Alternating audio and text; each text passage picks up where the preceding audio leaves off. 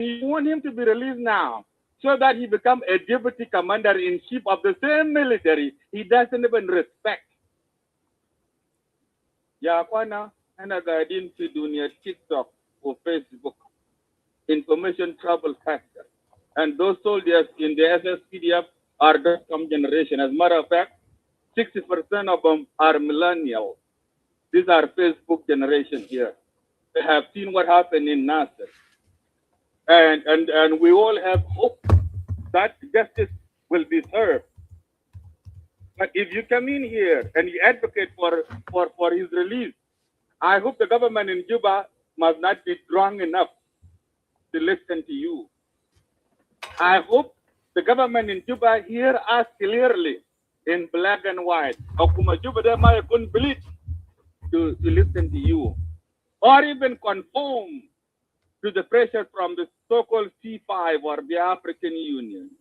Because that will open a Pandora box of anarchy in our country, my friend. Let me tell you this. Because after that, the soldiers will say, you know what, President Kiir, why should we even listen to your orders? Why should you send us to Nasser? Or why would we even listen to you to order us around in the country where we can get killed by the militia sponsored by Riek Machar's IO? And then later on, Riek Machar will walk free and people like Walda will come and advocate for the Riek freedom when our guys are killed and have bodies, their bodies defied. It will even create a revolt within the SSPDF.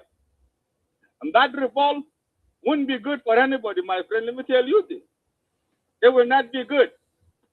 But if this current trial continue as set, even if Riek proved himself to be innocent and he's released after the trial, we can say, you know what?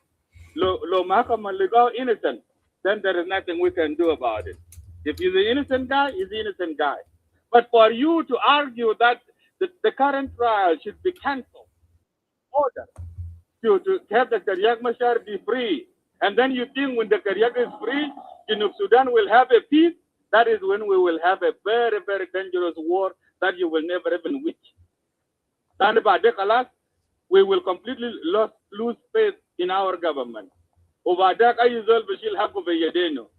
Very, very dangerous for the existence of our nation. I know you guys are opposition. I know you're looking for a manpower. I know you're looking to because the manpower you can easily mobilize now is the Nuer community. And that's why you guys sing a song that sounds good in their years and in the years of their youth, because you're looking to attract a manpower here. But my friend, that is a very cheap trick. You cannot fool people all the time. Some of you can think you're fooling the Nuer youth now, but eventually, one day, you will not be able to fool all of them all the time. Somebody is going to wake up and somebody is going to see the truth. And it's not going to be good here, my friend. And whatever the case is, whatever the trick you guys are playing, it is the Nuer community that is bearing the brunt now. It is Nuer community that is paying a terrible price as we speak. So sooner or later, Nuer is going to have to make a choice. Now I feel bad for them because they are being fooled and mobilized to fight the dangerous government here. Not good. But instead of you guys coming in here and tell the Nuer people, look, rise up, look for your justice. If you don't get it in South Sudan, you can get it somewhere in the world. No, you are telling us, Lord, let Dr. Riek Machar be free. You know what that means to the white army? It gives them a false hope, and it encourages them that, you know what, Dr. Riek must be free. Therefore, the revenge must continue. Now, and then you want to turn around and say that you are a peace advocate. You are not a peace advocate. You are actually planting explosives in our country, brother Luada. We don't know this. And the good thing is this, we are not discussing a history. We are discussing things that can happen in the future. One winter, we are, thank God, we are young enough to live a little longer. We would witness this if it were to happen in the way you so much with. And then I know I told you, Gidam, Nas Edmund Yakani Gidam, Nas Helena, and everyone else. I told you last time, you would have regret it, my friend. Thank you very much, Mudita. Give the mic. Yeah, thank you. Well, Moranyar, Makunlas is ready. Did you guys see the statement of Makunlas about this? Nigeria is stop calling releasing. Makunlas will be a president if you try. Okay, Makunlas will take over for the Mayamfa. But did you can move the line? Yeah, thank you, Sister Nyan, 1956, and also thank you, Edward Diwal. And let you all know that we are live right now on Facebook and YouTube. So, so I just want to let everybody know aware on that. So we are not only in Clubhouse right now. So now let's move. So, Irmun Yakani, do you want to go ahead, or do you want me to give one more person? Irmun, can you hear me? Okay, so First Lady. Give me a question. One. Okay, let me give this First Lady. Go ahead with your question to Lualdao or to Edmund.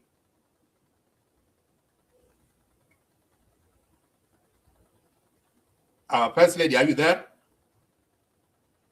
Okay, if First Lady is not there, so let's move to leader number one. You go ahead, it's your turn. And thank you, all of you, been waiting patiently. I know this topic is really a topic that we need to discuss. First, leader number one, go ahead.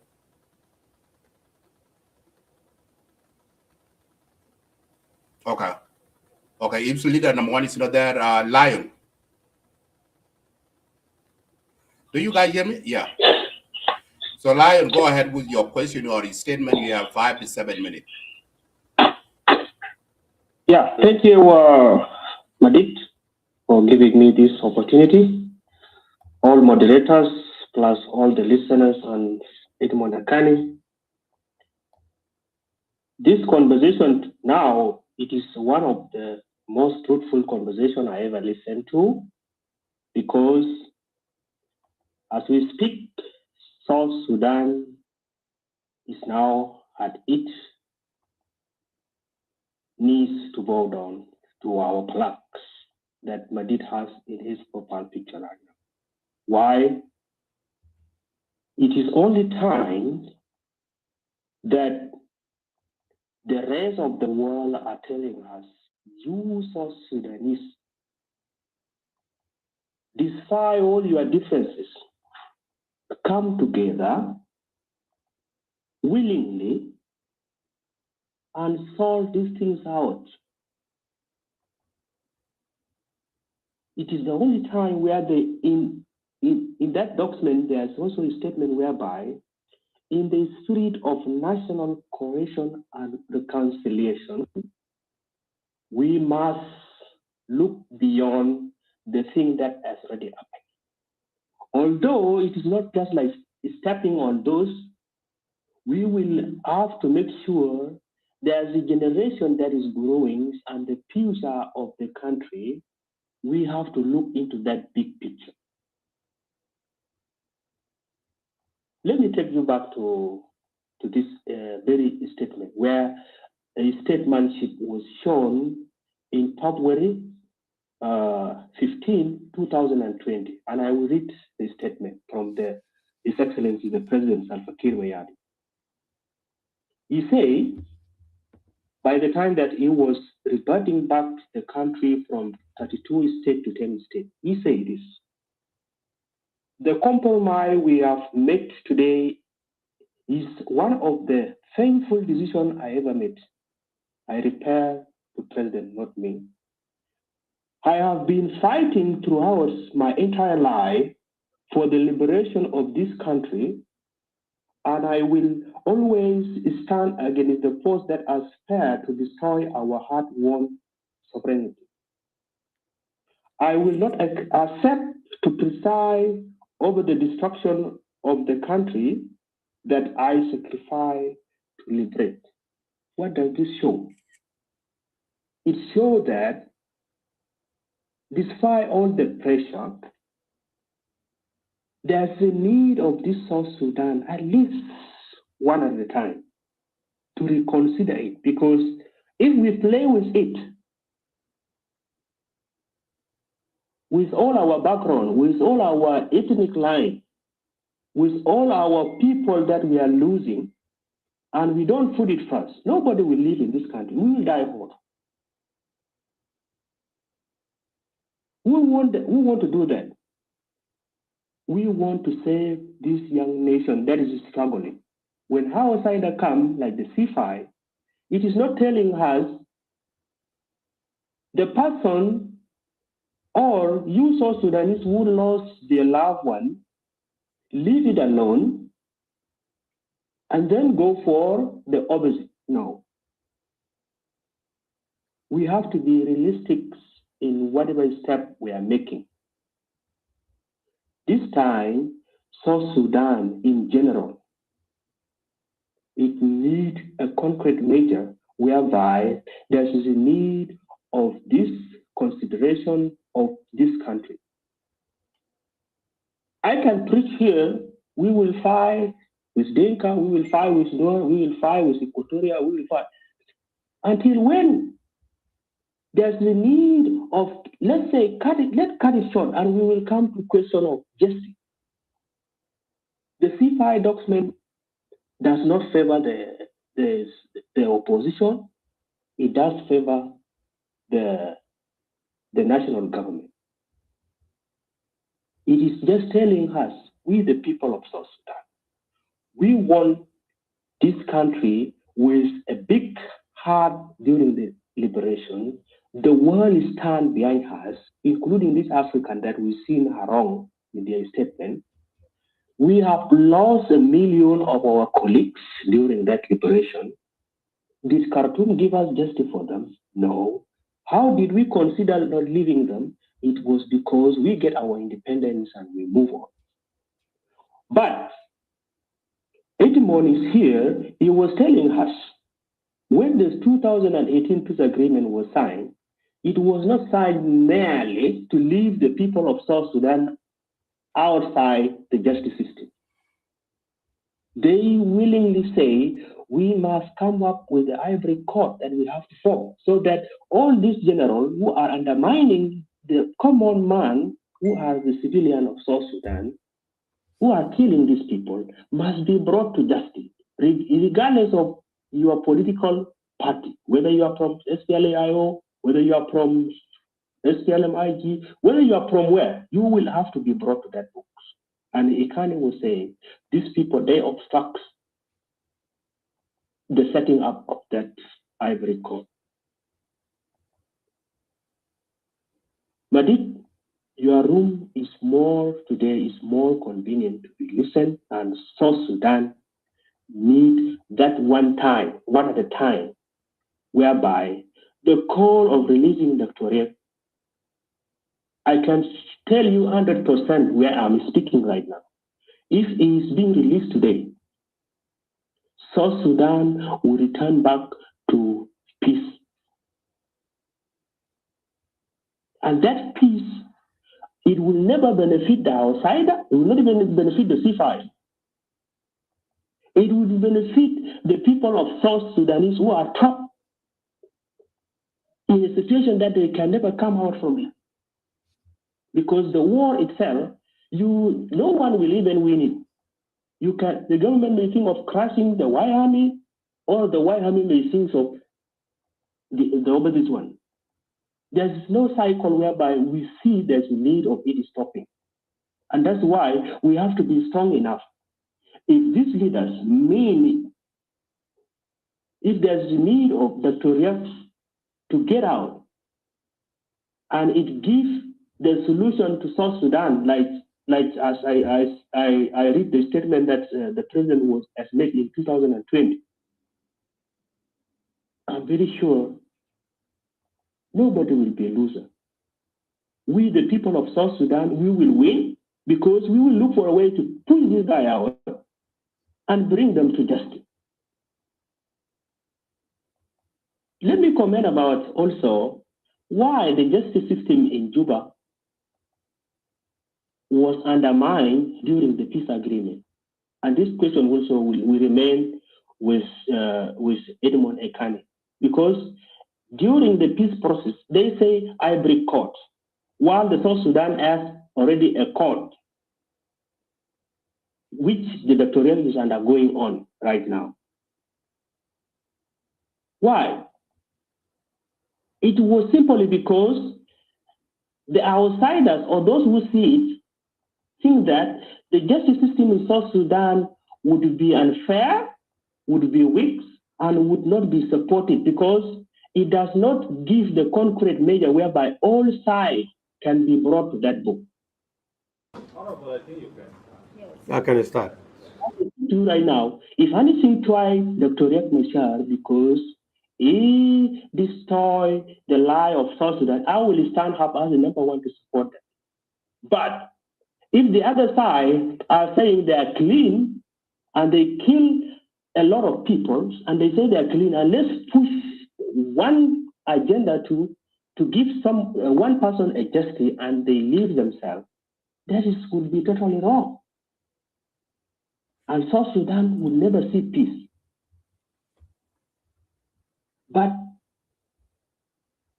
we have one more chance for us to think of these plaques, because if we don't think of it so hard, like the president put it in 2020, because his last statement was even hurt me. He said, I will not accept to preside over the destruction of the same country that I sacrificed to liberate. Look at this statement. It is so touching, whereby a statesmanship was seen and people stood with him.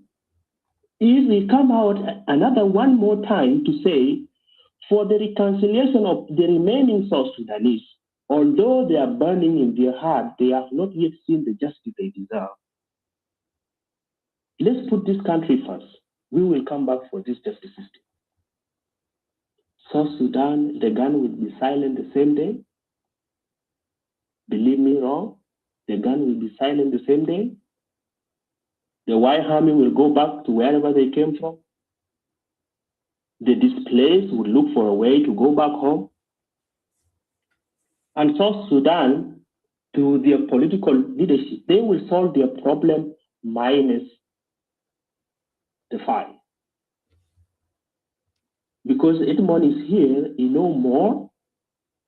And the thing that he's telling us,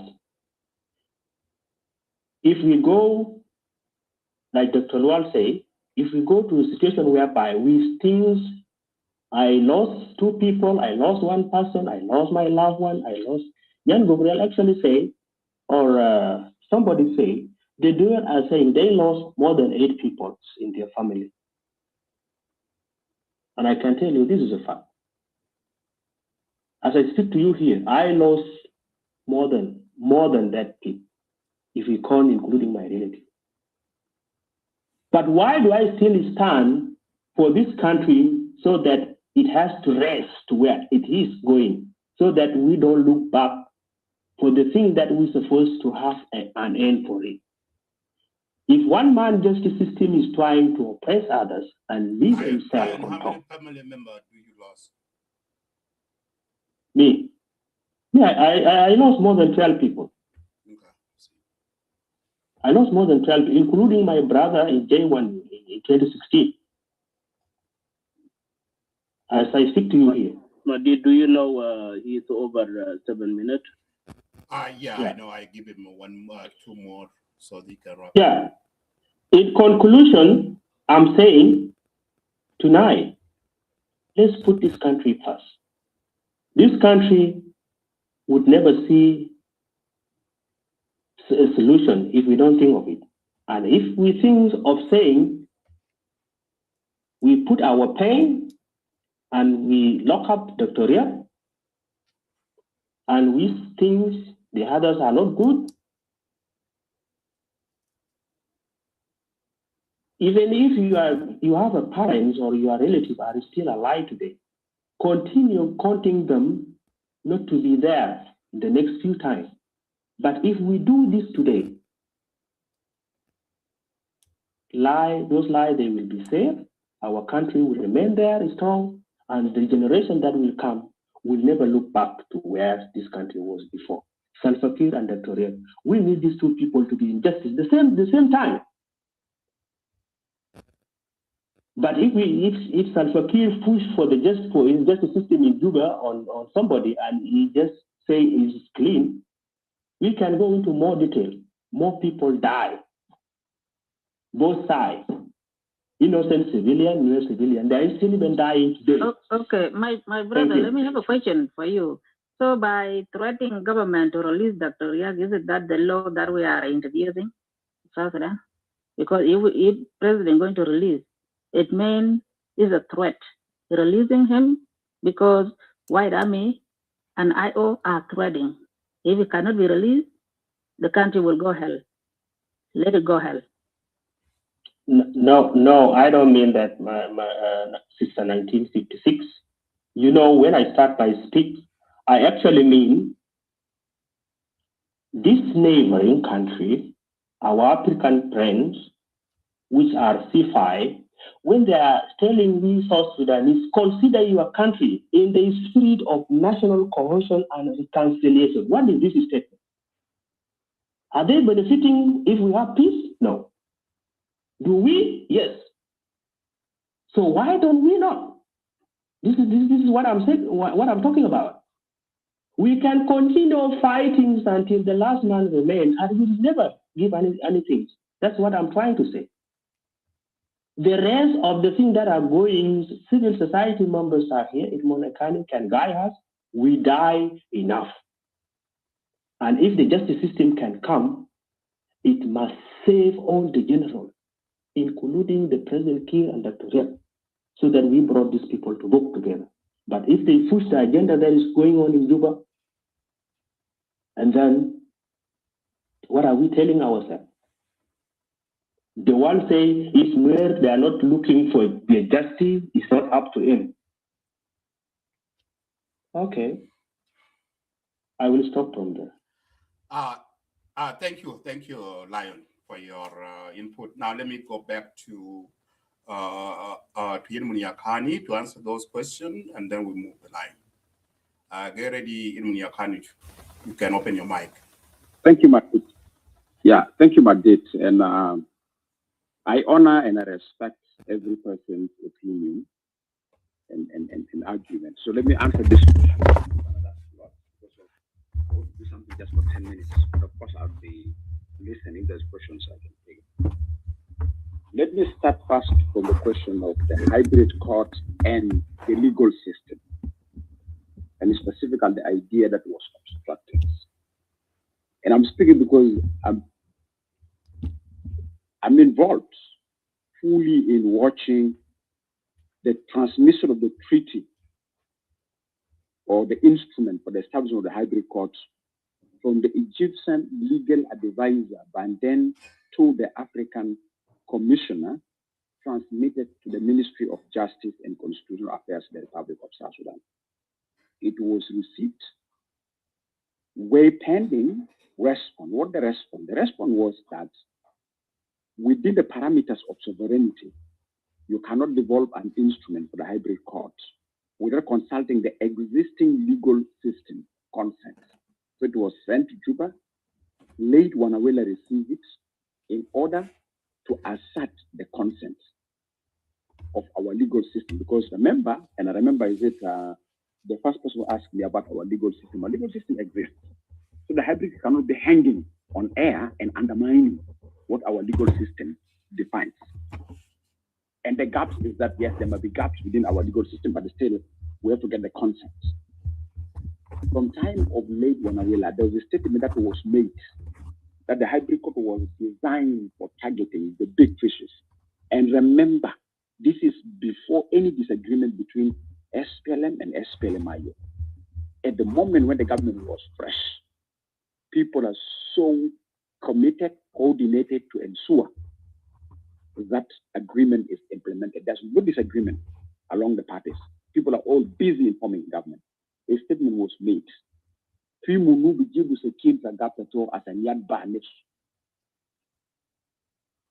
That statement delayed the response until today.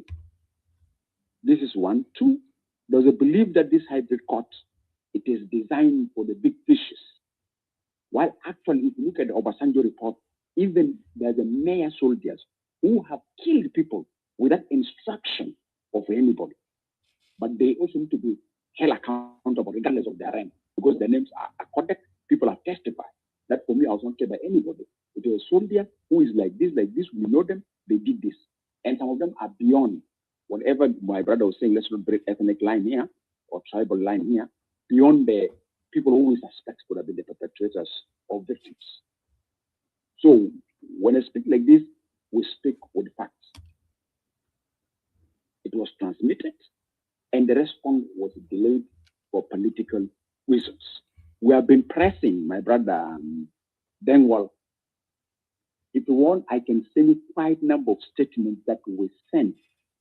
We pressurized AU, and AU was able to prove to us clearly. The last meeting where our government was cornered was in Dar es Salaam with the African Commission for People and Justice.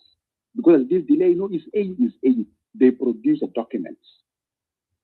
This day we send you this treaty, you receive it, here is your endorsement. This day we give you this to respond, you receive it, here is the evidence. This day we give you this. And by then, Under Secretary of the Ministry of Justice was Jeremiah Swaka.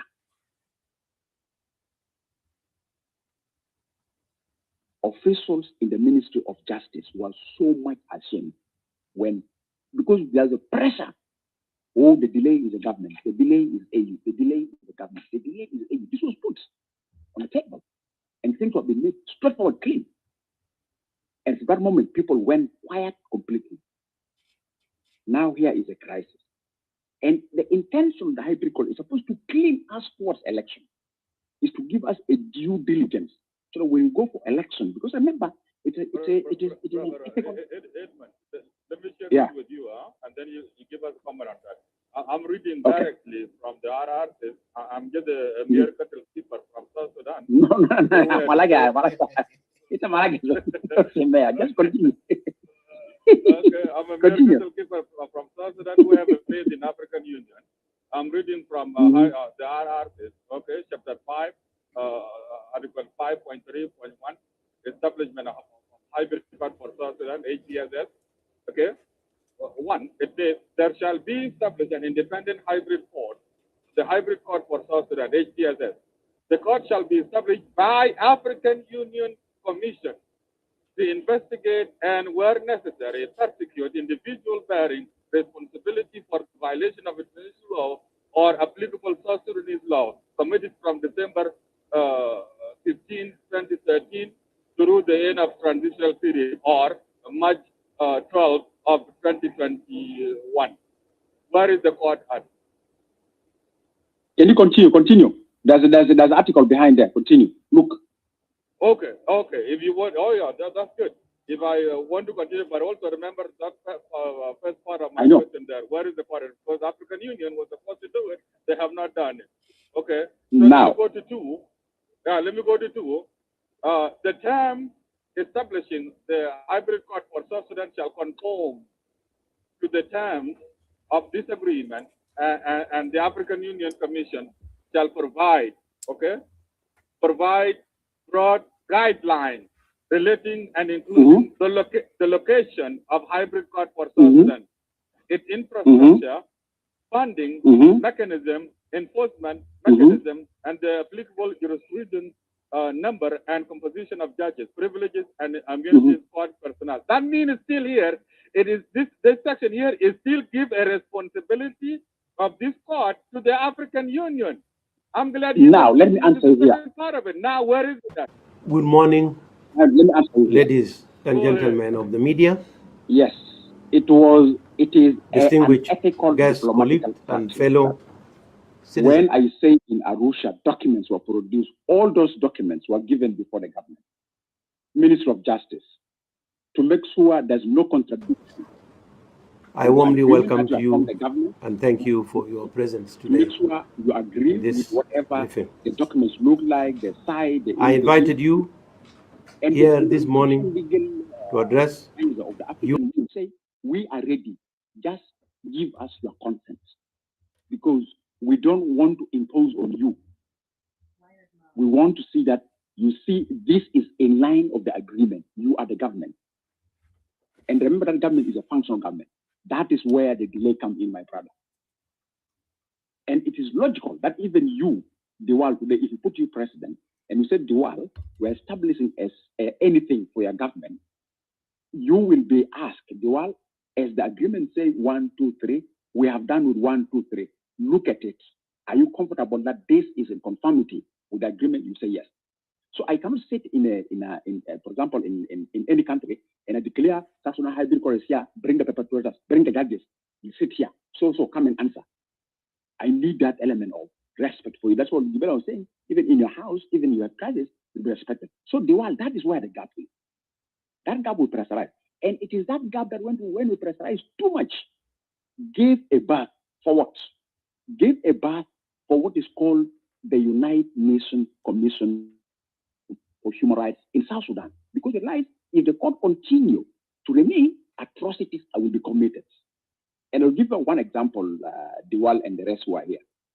Remember one time I was speaking with you here over the fate of the prisoners of war, and I told you guys that there's investigation. I will tell you investigation is finished. The African Commission for People, the UN Commission for Human Rights, it will capture names of people, even if I tell you that Mayor White Army, that were automatically names were detailed. And they will not run free. Like when in the C5, the Obasanjo report was put very clear. It's supposed to clean names of people. So what I would like to say is that as much as we want to blame our brothers, we also have our own weaknesses that sometimes contribute us to be exposed too much. The only thing you're not paying the fee is when you sit and somebody starts putting facts in your eye, and somebody who's an external, and you are aware that I'm supposed to deliver this. So Diwal, I agree with you that our responsibility is to pressurize the AU.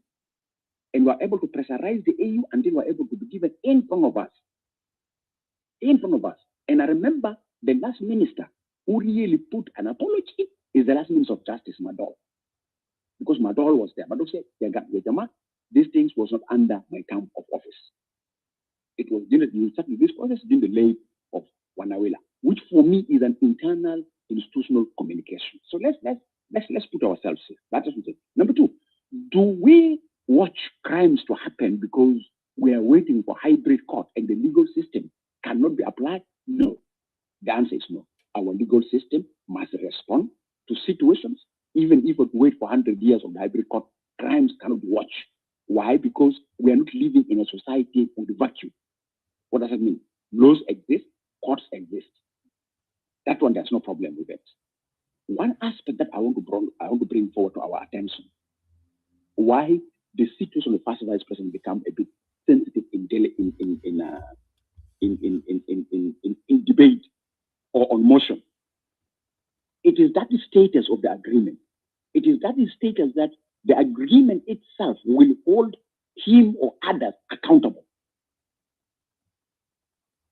It is that the status that we don't want to set a presidency that one person take the law into his hand. And I'll tell you, in the last meeting that we were in, somebody even mentioned it very clear that we are aware of who is first vice president. We are aware how he made the customers, but you have made him more popular than when we are going to hold him accountable. And that's what people start looking into. Where does Genesis start from? So we are not here saying he is free and he should work free and he should not be held accountable, or other people is free, those people cannot be held accountable. No, everybody is supposed to face the law to fix a lesson for future generations to come. And we share the same pain that we cannot be watching, even if I lose one. Even if I lose one, that one that I lose, somebody has to be held accountable for it. Like the government is saying, our soldiers, our national defense and security institutions are there to protect us South Sudanese all. And you should give them a signal that you can be sacrificed because of one person who feels he is a supernatural to the country, that he can walk out from there. No. So for me, that's the difference. And that does not mean that, by the way, that does not mean that the report of Obasanjo and the atrocities that were documented recently, somebody's going to walk away from it. It's America. That's why actually one of the secrets, just I want to say with you, one of the logic why, if you look at the communique, and I would really urge that, let us go back to the communique and read. the electoral process was switched. Yakani, which one is first now? Is it peace or justice? Lama, ita ya lual, debate a peace or a justice there, normally is being brought by individuals that want to escape one and the other. They put which first? Justice or peace, peace or justice. The reality is that both of them need to go simultaneously, in the sense that if I prefer peace first, doesn't mean I undermine justice.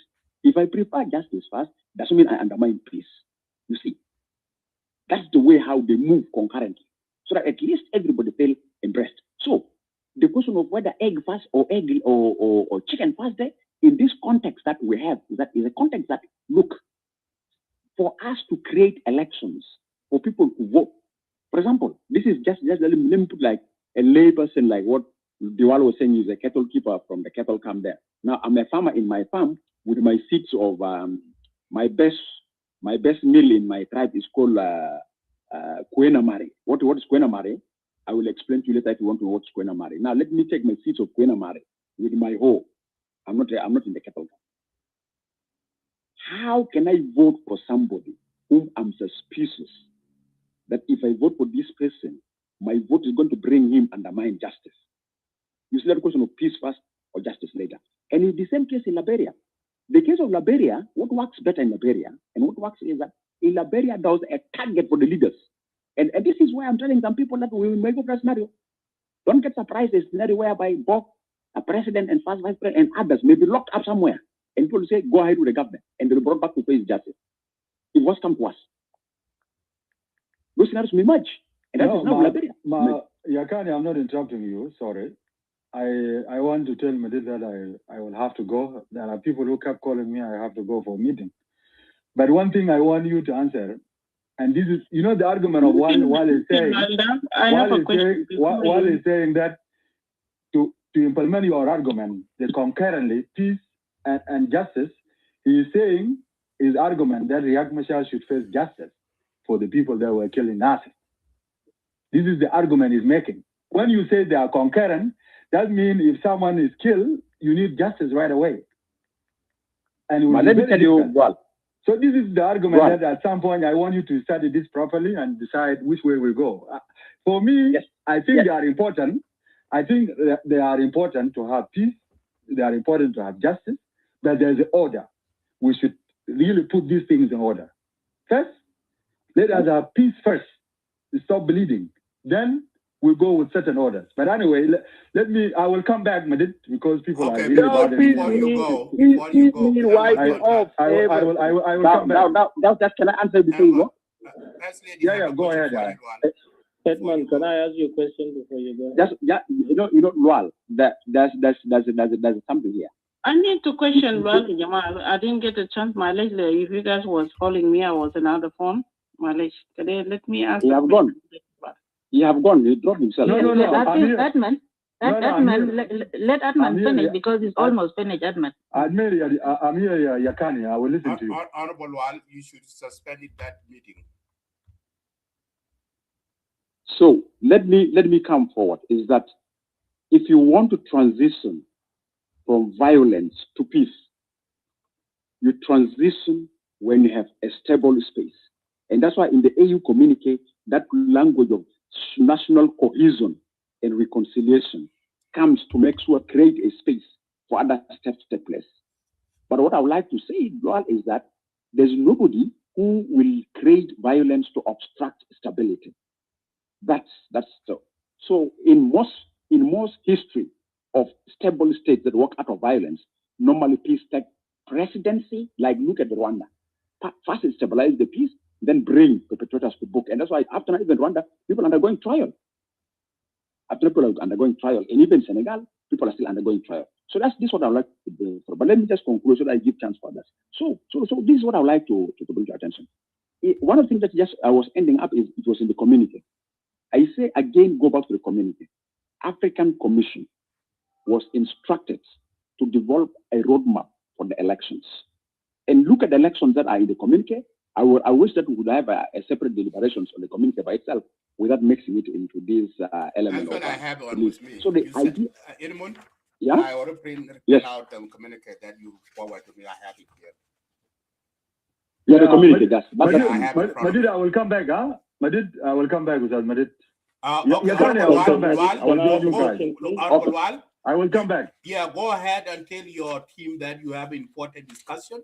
You should postpone that meeting. Okay, let me go, and then I will come back. I will come back for you. Okay. You continue. Colonel Madid, can I ask Brother Edmund a question, please? Okay, Yeah, let him finish, and then we will ask your question. Yeah, let me conclude, then I'll come. So, the status of first vice president, it's within the parameters of the agreement. And let me tell you, there's none of us here who are calling that he should walk away free, him or any other suspect should walk away free. And the same thing, Dengwal, I agree with you in the sense that normally when somebody is already in the court of law, let the course of the law take its course.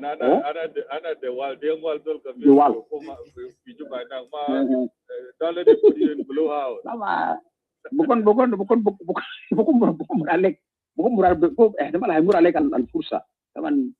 احيانا لسان بيملس لكن بيجيب الماء بركات.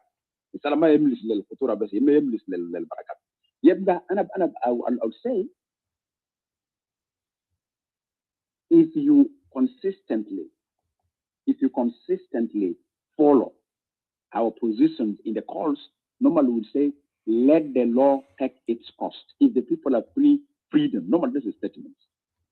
And by the way, if you look at the communique have not undermined the judicial systems that are going on. But what the communique was saying that there are certain stages of Dr. Riek Machar that we need it because we want to finish a business that we have committed ourselves to it as South Sudanese, as a region, and with the international community. But this does not mean it's denying justice not to prevail. This is something just I want to bring to one of you. Then my brother was saying tribal. I'm somebody who is completely un-tribal line. But you can see when people are speaking, we have references to tribes, which of course is not our intention. Our tribes have no problem, but it is an abuse. Individuals or elites abuse our tribes. Our tribes have nothing in bad in them. It's just because we want to use it for tribal gain that we put it forward there. Edmond, correction, brother. I'm not going to travel. I'm going to Soma. I've talked about the Soma, not you. No. Thank you. No, I got you well, by the way. I got you well. I didn't get that you say I'm tribal. No. I'm saying our tribes have no problem, but it's individuals that want to use our tribes. So I got it well. So I'm not saying that you say I'm tribal. No. No, I got it very well, and I got your argument very well that you direct towards Soma. I'm saying that some individuals who want to buy power, they start using the lands of the tribe to find an easy way of climbing the ladder, which is wrong actually, because if you go to our tribes, they are completely innocent. They have nothing to do with what we're rivaling for. They're in their peaceful coexistence. They're exchanging themselves. They're enjoying the nationalism. But it's because somebody wants the power quickly, you quickly rush to the tribe and use it. And even some people are buying attention by abusing the word tribe. So for me, it's not the use actually. You know, there's these two things: use and abuse. It is an abuse. It's not the use. You can use tribe for good gain, but you can abuse it. So it's really an abuse that I would like to agree with you. I don't know for long, but I think the hybrid court, all those questions are about the hybrid court, I put it forward. All those things are about whether if somebody is facing, somebody is committing a crime, should we wait for the hybrid court? The hybrid court was specifically designed for atrocities that are against humanity or war crimes. There are other crimes that happen that people will be held accountable. So please, I'll yield the mic back to you, Madid, because we need to balance time.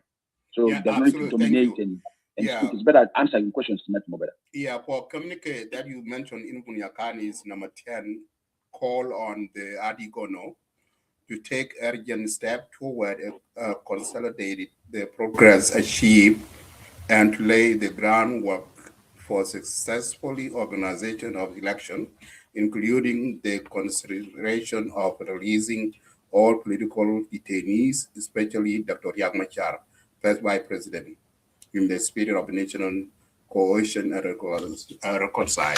So that is the communique number 10. Go ahead.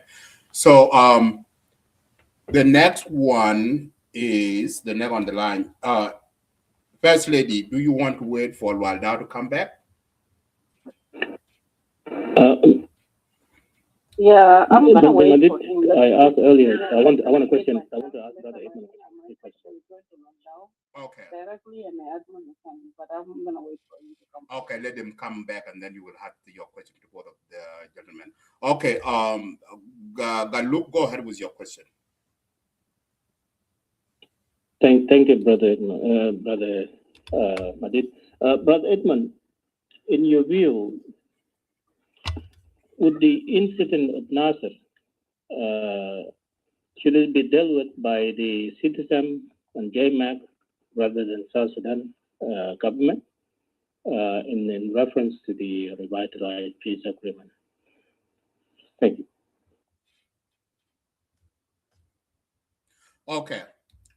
Madid, can I answer this so that I give chance for other arguments? Or are there questions? I have a question. Yeah, let me take a list of questions so that we just come share up. You just wait. Yeah, go ahead, answer that question, then we move to the next.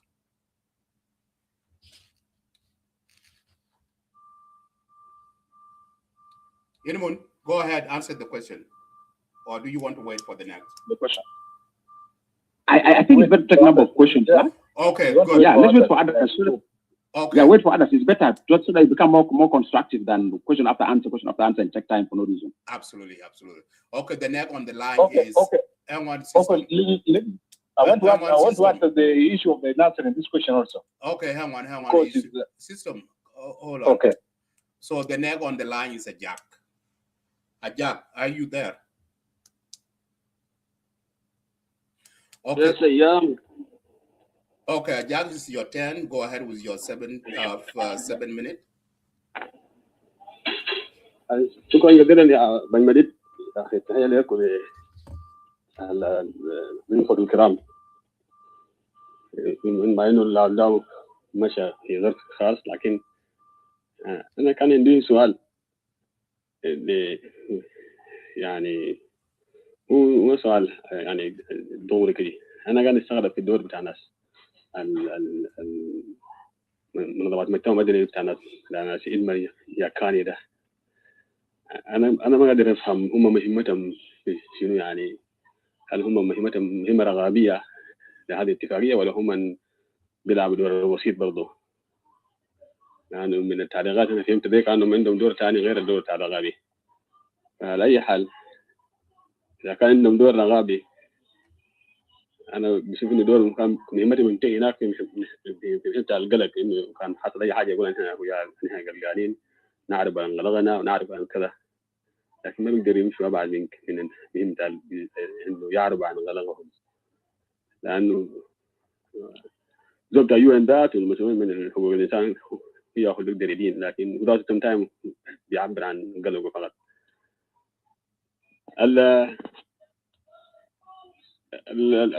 الطبق فوق بتاع الموضوع بتاع C5 ده تقريبا الناس كتبوا بحثا في قبل يومين في الديبيت اللي كان حصل بين الوالدة وأمن وجاوين، كانوا يعني من خلال الديبيت ده الرؤية وضحت لنا تماما إنه الوالدة دي هم ما جزء من C5 ده البرنامج اللي بتعمل ماشي ده،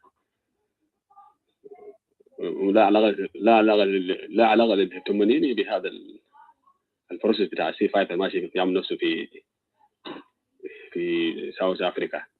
لكن كان الدول كان يلحقوا ممكن يلحقوا، عشان كده هم working hard بيناوروا عشان يلحقوا، وحاجة كويسة خليهم يلحقوا، لكن من غير ما يخلقوا مزايدات ويخلقوا يعني جوتا كثيرة في يحاولوا هناك.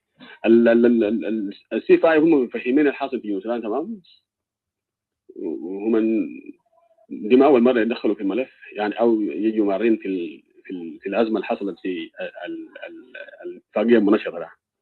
قبل كده هم جوبا وطلبوا إنه يعني يتوسطوا إنه يحلوا النزاع الأزمة بتاع رياك مشار، والحكومة وضحت لهم التفاصيل بتاع الأزمة دي بشكل واضح يعني. على هذا الأساس هم رجعوا، ومرة ثانية مش المرة دي شافوا إن الموضوع ده ما ماشي كويس وهم جاوا بالاقتراح بتاعهم ده. لكن الحاجة المغالطات اللي قاعدة تعمل نفسها في الموضوع ده، في مغالطات كثير يا استاذ مديد. الموضوع بتاع المحكمه الحاجين ده، المحكمه اللي عملوه خاص لازمه بتاع 2013. المحكمه دي انا واحد من الناس ما سمعت يوم رياض مشار دوري قبل ما يحصل مشكله ناصر، ما سمعت يتكلم عن هذه المحكمه. ما رياض بيتكلم عن الجيش بتاعه المفروض يا دكتور يعقوب معلش عشان ما نقطعك، ده الجزء الكلام اللي انا قلته انه في obstruction في الاوائل بتاع تاسيس المحكمه ده واصل. انت كده دليل عشان الناس بتقول الناس اللي بيقولوا لهم ده واصل. اي ما انت برضه انت قاعد تقول انه رياض المفروض يحكموه عشان المحكمه ده ما عمل نفسه. والشاهد انه رياض ما كان حريص، مش رياض حتى انصار رياض الناس النشطه بتاعين ايوه القاعدين في الميديا ما قاعد يتكلموا عن المحكمه ده قبل اليوم ده، يعني قبل الكلام ده، لان هم مركزين مع المحكمه، عندهم اولويات اهم من المحكمه، لان المحكمه لا تغطي حجرهم يعني بالضروره تغطي. يعني رياض مشار كان خلينا المحكمه هو ذات واحد من الناس حجروا يعني حيروح ورا الناي يعني. ف قبل الزول سالك سؤال السيستم، لكن السؤال كان فيه هنا جارب ناقص، انا قلت اتدخل لكن قلت ما في داعي، ده ما سؤال جاينا. هل المحكمه دي هتيجي تعمل بالقوانين بتاع بالدستور بتاع جنوب السودان وهتجي بالدستور بتاعه براو؟ اذا كان تعمل بالدستور بتاع جنوب السودان اذا يعني ما في حاجه خطيره كده المحكمه هيعملوا، يعني ما هيجيب حاجه. ثاني حاجه هذه المحكمه نلقى غيرها على ذاتها، هو بس إلا كان بيجيب قضاء غير جنوبيين يعني، بس ده المشكله فوق بيجيب قضاء غير جنوبيين. خلاف كده المحكمه مطالبه تحكم بقوانين بتاع جنوب السودان، ولا كان يعملوا قوانين خاص بتاعهم. القانون بيقول ما في مبدا اساس بالقانون بيقول القانون ما بيحكم باثر رجعي، يعني كان داير يعملوا القانون بتاعهم عملوه وقت ما يعملوا ذاك ما بيكون ما يقدر يحكم الناس في زمن الوقت ده، يعني القانون ما بيحكمني بجريمه الوقت ده ما سموه. يعني ممكن تسجل قانون الليله لجريمه تكتب امبارح ما بيشتغل فيني لانه القانون ما كان موجود اصلا. فاذا هذه المحكمه حتعمل قانون جنوب السودان. اذا الحرص الشديد على شنو؟ الحرص الشديد على المحكمه شنو؟ بس بتجيب قضاء غير جنوبيين، لكن كلام كده الناس ما تتوقع المحكمه دي حتجيب حاجه ثانيه، مجبوره تحكم بالقوانين بتاع الدستور جنوب السودان، ما حد يتجاوزهم، لانه الحق الجنوبيين ما في حاجه كان بيحكموا وقت غير القانون ده. لكن الناس تفكر انه حتجيب قوانين جديده من راسهم وكلام كده، قوانين ده جديده اي قانون جديد ما يحكم، ما في قانون مش بس رجعي ما برجع ورا يعني ما في. عشان كده موضوع المحكمه ده الناس ما يطلبوا يا اخواننا العادي ساكت. لو كان قال نادي بدون محكمه دوليه ولا محكمه كان معلش، المحكمه الدوليه عندها قوانين جاهزه ممكن يحكموا الناس، لكن طالما اصله محكمه عجين ده بيجي السودان بيحكم هيحكمنا بقوانيننا، يكون الكلام ده واضح لكل الجنوبيين يا اخواننا، ما حيجيب قوانين جديده من راسه، كل اللي حيجيبه بس قضاء جديدين، قضاء من افارقه من دول افريقيا ذاتهم يعني. اذا الموضوع بتاع الهجين ده موضوع بتاع الطرفين، يعني الطرفين الناس لو ما يخش فوق الجبل كده يعني يعمل فوق ويدقوا فوق نقاره. اذا كان رياض ذاته ما مهتم به ولا ناس ديفيد بيل ولا ناس سلمان دندر ما يقولوا الكلام ده، ولا سلمون ذاتهم نشطتين قبل اليوم ده ما يتكلموا، ما قانون ده ما كلام جاب فوق الا لما انحسم موضوع الناصر وجريمه الناصر. اخواننا ليست لها علاقه بالجريمه حقت بالاحداث بتاعت 2013 دي جريمه منفصله، والشعب الجنوبي لازم يسال في تحقيق عداله في هذه الجريمه يعني بكل بساطه كده. فالموضوع بتاع السي 5 نتمنى انه يشمل باقي المعارضه كلهم، نتمنى ذلك. الجري بتاع ناس الدولار ما يكون خساره ساكت، خليهم يلحقوا كان بيقدر يلحقوا، ما هي الاتفاقيه ذاتها فتح الباب على مصراعيه للناس ما موقعين، نعتبرهم موقعين خليهم يخشوا. لكن كان يخش لانه خليهم يخشوا من غير ما يعملوا ضرر في هذه الاتفاقيه منشطه. لانه رياض ده مالك في تمنوني قال كلام زي قال اخواننا رياض عمل يعني مش ستيتمنت، عمل زي جايد لاين كده ده ولا خطوط كده حمراء رسمها في لما الناس في 80 لما الناس وناس كوركو قال احنا ذاتنا والله كان ده كلام احنا ممكن نجيبه من اول اتفاقيه ذاتهم. قالوا رياض لعب لنا دور الباك ما دارين نخش في اتفاقيه لانه رياض حريص على مصالحه في هذه الاتفاقيه. اي زول يخش في اتفاقيه خليه يراعي الاتفاقيه ما يقدر ما يكون خصما على الاطراف الحقيقيين في الاتفاقيه، ما يكون خصما عليهم من حق الناس. ايوه يقولوا يا اخواننا هناك ده اللي حاجه اللي ممكن يعمل نفسه. لكن اذا كان هم يزاودوا ودارين يجيبوا يعني يصطفوا ورا الايو ويصطفوا ورا رياك مشعر، من حق الحكومه انه يعني كمان دورها كمان انها تلعب دور انه ما تضيق عليهم المجال. من حق الحكومه ترفض كمان يعني بشكل اخر، لانه انت ما جزء من الكيس ذاك، انت ما جزء من التفاصيل ذاك. ليه انت جاي خاشي في يعني انت خليك العب دور بتاع انك تقرب المسافات وليس تبعدها. يعني انت جايبين لنا الليست طويل بتاع انه 1 و2 و3 و4 وشنو ذاك.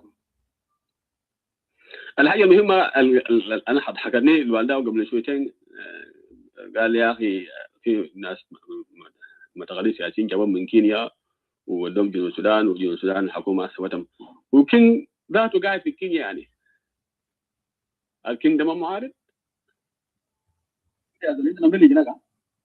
نعم دي كينج بقى كينج بتاع الوالده ذاته. اوكي خلاص يلا قال لك كينج بتاع الوالده قاعد في كينيا. مالوك كينيين ما تسلموا الكيسات. اي كيس يا نسدين والناس كانوا متمردين. It was a war time. If you talking about Nazagari or Samuel Dong, these people were declared the war against the government. تفتكر وكما كان يعملوا مشنا. اي يعني لو ده عشان يخش الاتفاقيه ما محتاج يكبر كيس، يعني ما محتاج يعمل له كيس واحد من كده. خليه يشوف الانترست بتاعه وين ويخش الاتفاقيه. كان ده يخش اهلا وسهلا، لكن ما يعمل لنا صولات جولات في الفاضي ساكت، يعني استعراض في النهايه. دول من عضلات يا اخواننا ما بيستعرض، خليه يعمل لهم عضلات الحبه دقيقه يستعرضوا بسبب انك موقفك انت من القوه شنو يعني عشان تفرض حياتك. ولو كمان عندهم عضلات نفس خليهم يبحثوا عن اتفاقيه براهم، يعني ما يخشوا في حاجه حق الناس، خليهم يخشوا يعملوا اتفاقيه بتاعهم براهم. ده بكل بساطه كده حبيت اقوله في الكلام ده يا مجدد. انا بجيب شكرا جزيلا على الفرصه يعني. شكرا استاذ Jack. Yeah, wonderful input. Yeah, before we come back to let me see system you are next on the line before I give you a chance. Let me give this ring. You said you have a question, so if it is a question, I do. Yeah, go ahead. Have your question. Thank you. Thank you. I have a question too. Okay, so go ahead, Ring, and then you will have your question live, and then we go back to system. Yeah, Edmond, I want to ask a simple question. I'm going to get my time. Yeah, I thought that you are waiting for a while now to come back. No, I'm going to get my chance, and I'm going to wait after that for board.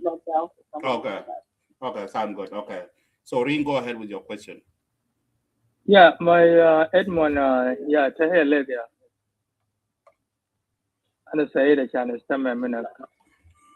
I have a question here concerning the justice system in South Sudan. Is the concentration of justice based on who is killing people or who are the victims, regardless who is killing them? So let me repeat it again. Is the concentration of justice based on who is killing people or who are the victims, regardless who is killing them? I'm asking this question because we have victims that nobody even talking about them. We have some officers who were detained and they never been taken to the court. People like Christoton Magadid, Simon Aboja. I don't know whether you are aware of their case. You remember before there was Isaiah Abram was killed in cold blood, Boldeng Mayan, and many more like Agri and Dong Samuel, and many sons of Awil, they were burned alive, and nobody even talk about that case. So it's okay if Salva Kiir killing people. It's not okay if Riek Machar kill people. Is that the criteria? And I will yield mic back to you. Thank you.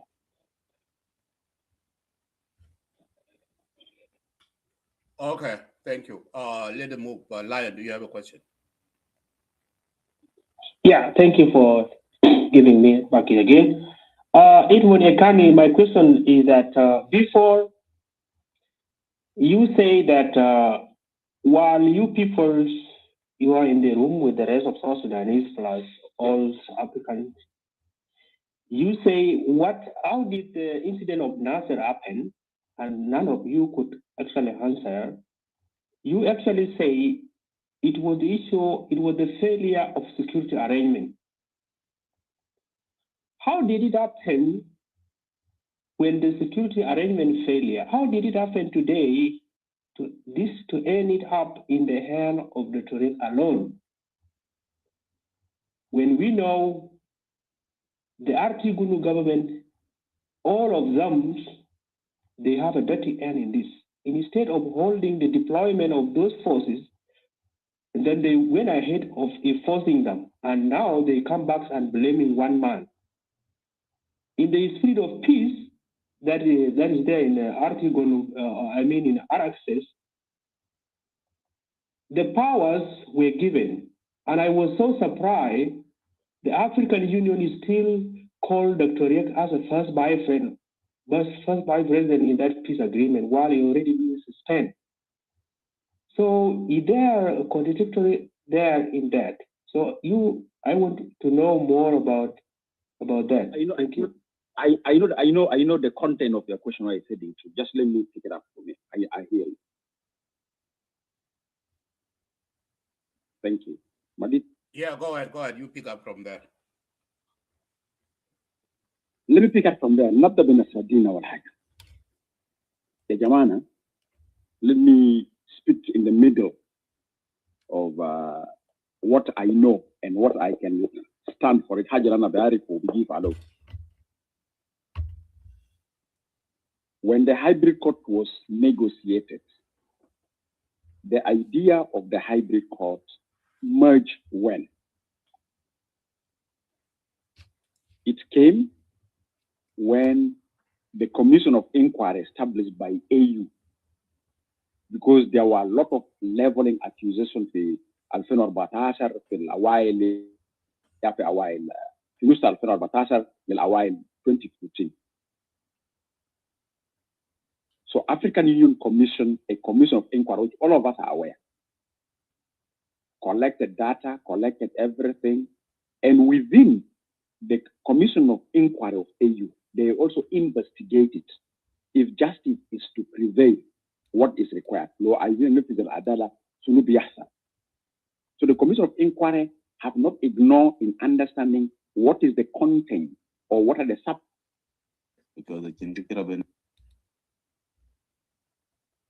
or justice on atrocities that may be described as a war crime, crime against humanity, or genocide. They investigated and they looked into the institutional setup of the court of legal, the judiciary of South Sudan institutions. How are they set up in terms of capacity of the institution, the human resource that can all into account. All of us are aware. And I want to know what's standing for Muraja. But who come to Bahajat? Why? You confirm Mahkama Hajim. Why is it called hybrid? It's not hybrid by the nature of the law. It is hybrid by the nature of practice for judicial services. The Manasardin Ganga have given Godam in Barra. Some of the international treaties we are state party to it. The convention we are state party to it. And some of the values of those conventions are missing in our existing laws because our laws have to undergo reforms as the agreement requires. Our judiciary have to undergo reforms. That's why there is a Judiciary Reform Commission. And some of you might have seen the Judiciary Reform Commission was not headed by South Sudanese, was headed by Ugandan, Kenyan, and they hand over the report officially to His Excellency President, and they are ex-judiciary retired people from the region. So because of that judicial reform, that's what say, let's speed the word, let's put out the hybrid court. Yana baadaye Nasruddin kama nakuta yenu jiberi kumbidaya na kumbidaya inu there's obstruction. And a good obstruction na no matter visual channel mahakama as bitan subutiat indi subutiat. Kan woki dek inu malum alja hawul mahakama hajinda and mahakama hajinda is targeting big fish. Tekan kala manas bugudin the target is big fish. Kokula visual channel big fish wagga bidal mahakama da.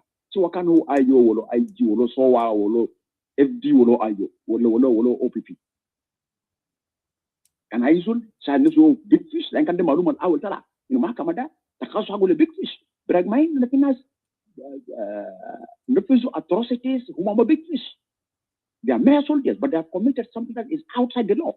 All of us will never agree for them to work free, regardless of their status who and then the hybrid reporter Obasanjo akadino finas min gerota bertekab jirima hatta finas medinin بطريقه غير مباشر فصلوا تنفيذ الجريمه ده حكومه برضه. That's why الاتفاقيات على بثلاثه تصرف في حاله كتمحكم على الجن وبعدين في كوميشن تروث هيلينج ريكونسيليشن وفي compensation reparation. ده كان نقاش طلع للترانزيشنال جاستس او للعداله الانتقاليه. يبقى اتحاد الافريقي. I want to repeat myself. African Union knows government of South Sudan exists. African Union knows that South Sudan is a sovereign state. African Union knows that South Sudan have laws in existence. African Union knows that South Sudan has human resource. It is a sense of respect of the status of the Republic of South Sudan and the government, regardless of the individuals there. They have to accord that because that is for the citizen. According them, they say these are the documents that the agreement say. And by the way, African Union is only developing the legal framework for the function of the court. As in Kida, they mean Haiswal Eteram. Just a sense of respect and reason, they gave it to the Minister of Justice. Can you look into the legal framework so that you're concerned that this legal framework is not contradicting any of your existing law, is not contradicting any of your constitutional value, is not contradicting, so that if there's anything wrong that goes there, advise us before we move further. Just when this paper was received, it was self. This paper was received, it was self. Why it was self? Because Malum Altala Inu, this is a big fish business. Fawukida can pay Garat Mustarak Ben Azab Wakati Pagada. Inu Mavi Zoder Karlaman. Ya Akuna ya Nesradin. Del Hetainu Pitagarop Ulan Nas Sakatuan. Na kita banyak hujah jadi mabiga Zahar. Famaka mahajin tama jaya mina sekre, macam mina farat. Mibni ala al-usus al-qawanin nindana, mibni ala muasasiyah al-qanuniyah nindana, mibni ala muarad al-bashariyah nindana, وأكثرهم كذلك بنجيب غداء. عندهم خبرة في تجرب إنه كيف يحكموا قضايا ما يسمينه جرائم الحرب أو جرائم ضد الإنسانية أو إبادة جماعية. القضاء كده في المحكمة ما كده جنوب السودان ما حصل. This is the only level, and that's why our government accepts. And it's not anybody, it's the current leaders. They accepted it. So just that's my answer on the hybrid courts. That's what I would like to bring forward. That I don't want to debate and I don't want to repeat myself explaining it several times.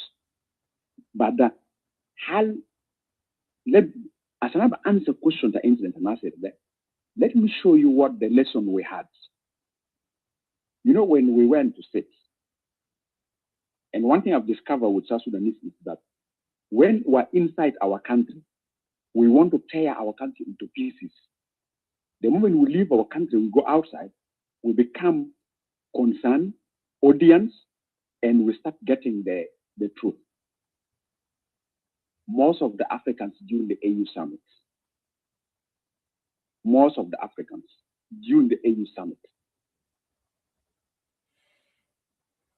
and I want to give this without pronouncing a name. There's one elder who's an Ethiopian who intentionally came from the village to the summit say, I want to talk to the South Sudanese. It happened among the Ethiopian generals who were then fighting. Ethiopian soldiers who are fighting, not just soldiers. South Sudanese, this word general goes everywhere. He is a soldier who fought and is known to quite a number of leaders. He came, he faced a group of people, I don't pronounce the names of the people here. He asked them, do you know me? Some people say, we don't know you. He said, I'm so and so. I was with you people in this front line. I was with you people in this front line. And you say, we have bonds of our own brothers and sisters who stood with you. Because by then we value you like us. What went wrong? That now, on your own, you are putting your country into this image. I will not tell you, one of the people he met now know him, and they shake hands, and he said the tears. I don't say names. Now, what happened? They ask, why are you so rigid on your own national issues? Why are you so aggressive? As if when we took side with you, you don't have objective of why you need to have a country. Then one person came and said, if you could have taken a sober position on the incident of Nasser is within the parameters of the agreement. It was not out of blue. It is part of argument around how do we respect the values of the agreement. Why don't you sort out yourselves? And brothers and sisters up here, down there, I want to tell you, I attended the last meeting of the president, personally. Personally, I attended the last meeting of the presidency. And some of you might have seen a picture where we're giving a statement. I'm in the middle. One of my hand side is McCoy. One of my hand side is this Minister of Petroleum, Potkan. I was inside the meeting. I know how hot the room was between the second president and first vice president. And I stood up. I told them, the citizen outside there does not expect you, with all the lives you lost, to talk like this. And this is before the incident of Nasser, by the way. Could get to the worst before Majur could die. This is before. I wanted this is before. I was alive between the two principals. And I knew the meeting of too many. Bolmel want to say, keep quiet in the meeting. President said, no, let him talk as a citizen. We didn't invite him here because of anything. We invited him because he represents an entity. And then what do you want? I told them, you need to meet and sort out those soldiers down there in Nasser. If they are IO, they are White Army, they are SSPTF, they are Aguelec, they are Abu Shuluk, these are all South Sudanese. Why should we use our own revenue? We buy with the bullets and we make them kill themselves. This is before the incident, by the way. I want to make a testimony. And I want to take really the element of speaking to you as a person who I feel we still have an opportunity. What happened? Does the spoilers respect that?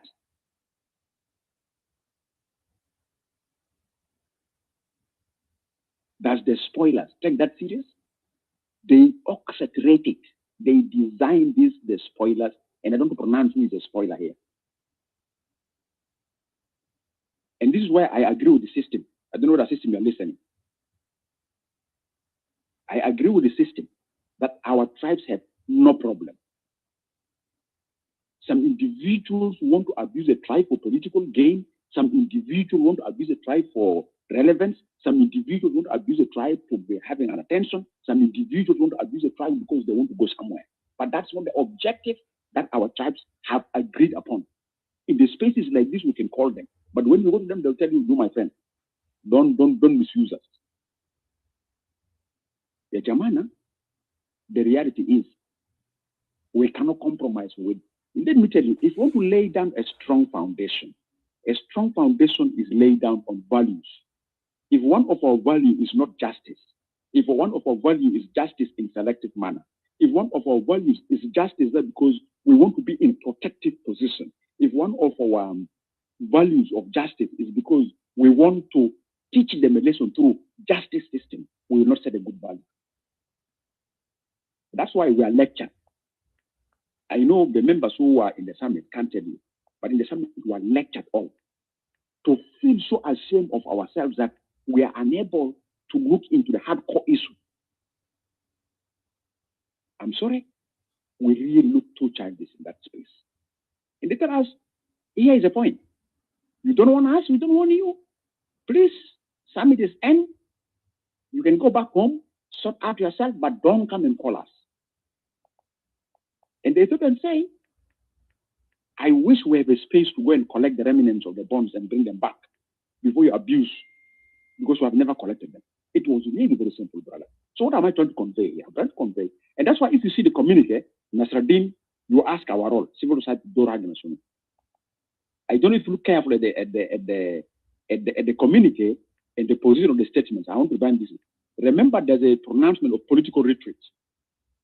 I just want to confirm, well, a system or anybody can confirm. You saw where the pronouncement of political retreat was, isn't it?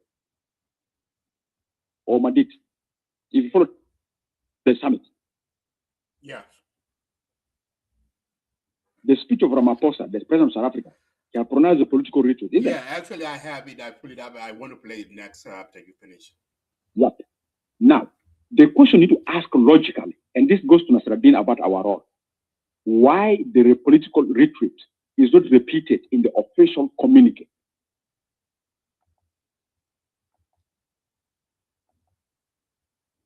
If we want to fix South Sudan, does it need us to fly to Rome?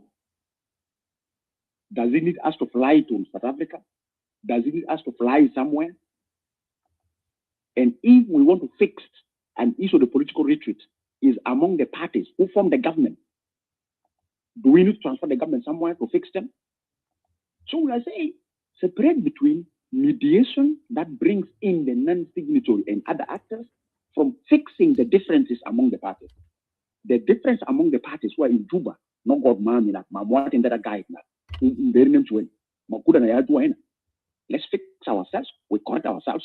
You form the entity, then you go for the mediation. The debate na tradin bulia natural jarin na mum la hygiene.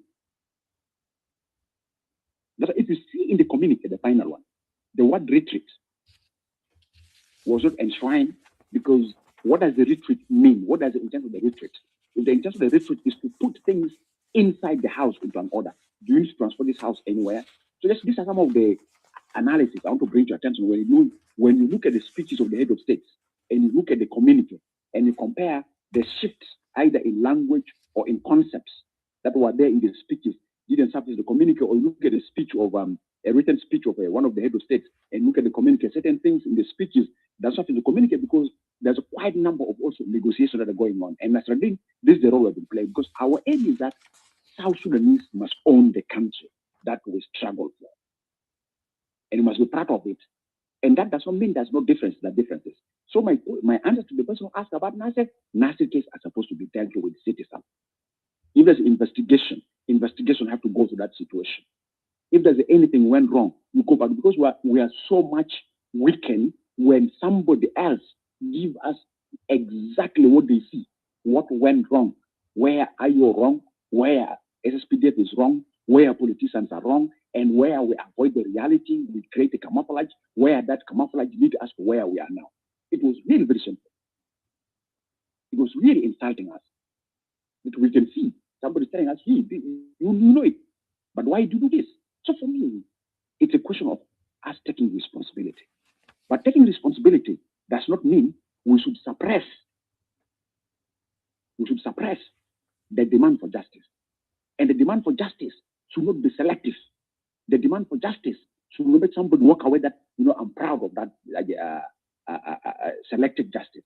We need to make sure al-irtikab al-jarima ganun yakub majrahu asanikon hisa le ajela. By the way, let me ask you, our call here for justice is to prevail justice for us today, but it's also to teach generations to come, not to repeat the same mistake. As nasal giants mustaqbal ma yigir nafsa qata da lo yumshat inu fi nas kan gablin amal qata zira akomum mahma kana wazai bota pumfi.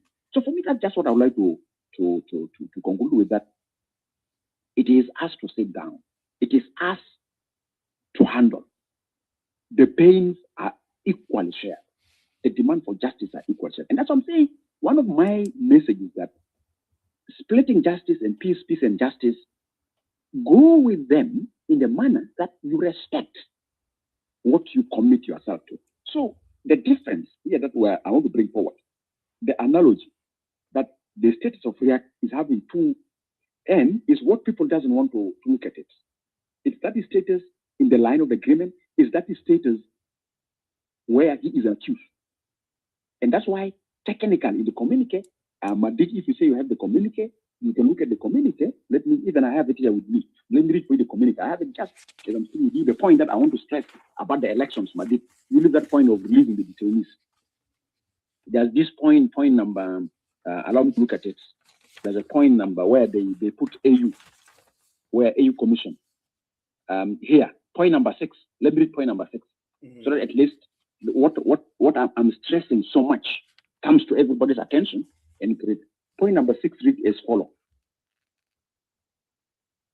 The summit of the AUC5 directed the African Commission to coordinate, collaborate with the relevant institutions of Artigono to develop a clear roadmap for elections, to promote technical and financial assistance to create conducive environment for the organization of free, credible, and inclusive elections by December 2026, including all citizens eligible to participate in the elections. What I want to insist is AU Commission was directed to coordinate and collaborate, which is part of the R-Access, to develop a roadmap. That development of the roadmap of the elections is going to create a lot of things that are going to be detailed, what is meant by the roadmap. So for me, we have opportunities. I just ask us that let us focus. Let us focus. And that's why if you see also the communique was not on the case of the courts. Why? Because the certain values are going. So for me, those are the things that I'd like to just bring to your attention, that more we need to share. I don't think that there's somebody who is an expert than anybody else here. All of us here are experts, but we need to share ideas and knowledge to generate a middle ground, that this middle ground will take us to the South Sudan that we want. And if we're going to the South Sudan that we want, we don't allow perpetrators, or we don't allow people with that clean hearts to abuse our working for the South Sudan we want. Thank you. Yeah, thank you, Idemon. And also there is another important too, number 8, Idemon, is very important. It said they request a member state, particularly the C5, to scale up support to South Sudan, including deployment of technology or expert on disarmament and demobilization or reintegration and on the security sector reform, as well as provide financial and legal support to the government and related institutions to support the government's effort to facilitate the holding of inclusive, peaceful, fair, free and fair and credible elections as scheduled. Can you respond that very quick before we play this proposal, Madi? Madi, this proposal came from Rwanda. Okay. Because Kagame didn't attend. Kagame didn't attend. Is a Rwandan prime minister who attend. So what he questions, also he questioned, and this goes to what Dewal was saying in the beginning, that where is AU here? The Rwandans say, look here, since the financial capacity and strength of South Sudan is limited, let us also take responsibility to help them.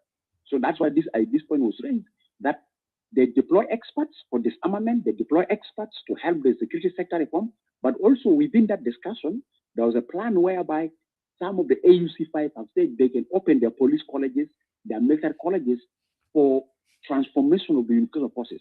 So instead of you waiting for training on permanent site, certain positions like ranks, maybe in Musota, Mulazimawel, Mulazimatania, Kapaten, their brigadiers, they can be taken to their colleges in their country, then they undergo the professionalism, then they will be sent back. And this happened to our migration Rwandans have done. They took our migration police, trained them on how to administer migration and everything, then they are brought to the AF. So they say, let them also help us, whereby they can open their colleges, they can ask, okay, who are your police? They say, here are the police that represent us all. Take them there. Train them, graduate them there, and bring them back to get enrolled into the institutions. These are some of the ideas. So African Union in this, the C5 is coming big supportive in terms of providing financial resources and support. But of course, the elephant in the room, it is the fate of the first vice president. Is he clean? Should he be tried? Should he be out? That is what we're supposed to debate among ourselves as South Sudanese, and we handle it. How do we handle that? Because also that is a hook that outside the world is saying, look here, we are ready to help you, but what about this? And that's why the concept of the political retreat was switched from the communique, which surfaced in the pronouncement of the president of South Africa, Cyril Ramaphosa, who is the chairperson of the summit of AUC 5+ on South Sudan situation. Thank you. Yeah, thank you. Let us listen to the president. Yeah, hang on. So let us listen to President Ramaphosa, his speech, and then you guys continue with discussion.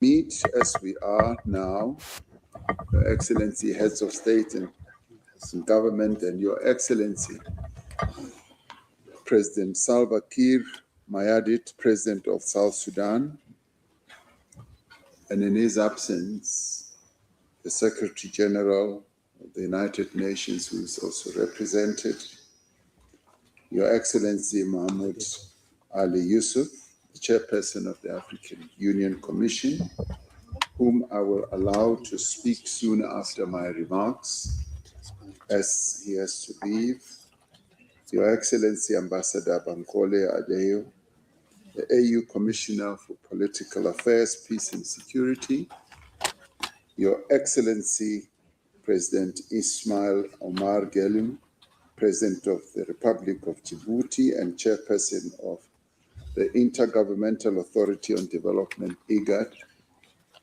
Your Excellency Workney Gebeyu, Executive Secretary of IGAD, and Excellency Veronica Nduvo, Secretary General of the East African Community, ministers, ambassadors, and ladies and gentlemen.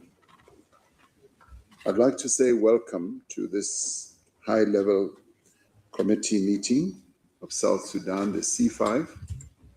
I wish to thank you, my dear brother, President Salva Kiir, for having taken the trouble to travel all the way from Juba, and for your presence here today. It is a demonstration of President Salva's commitment to peace and stability in his country, South Sudan.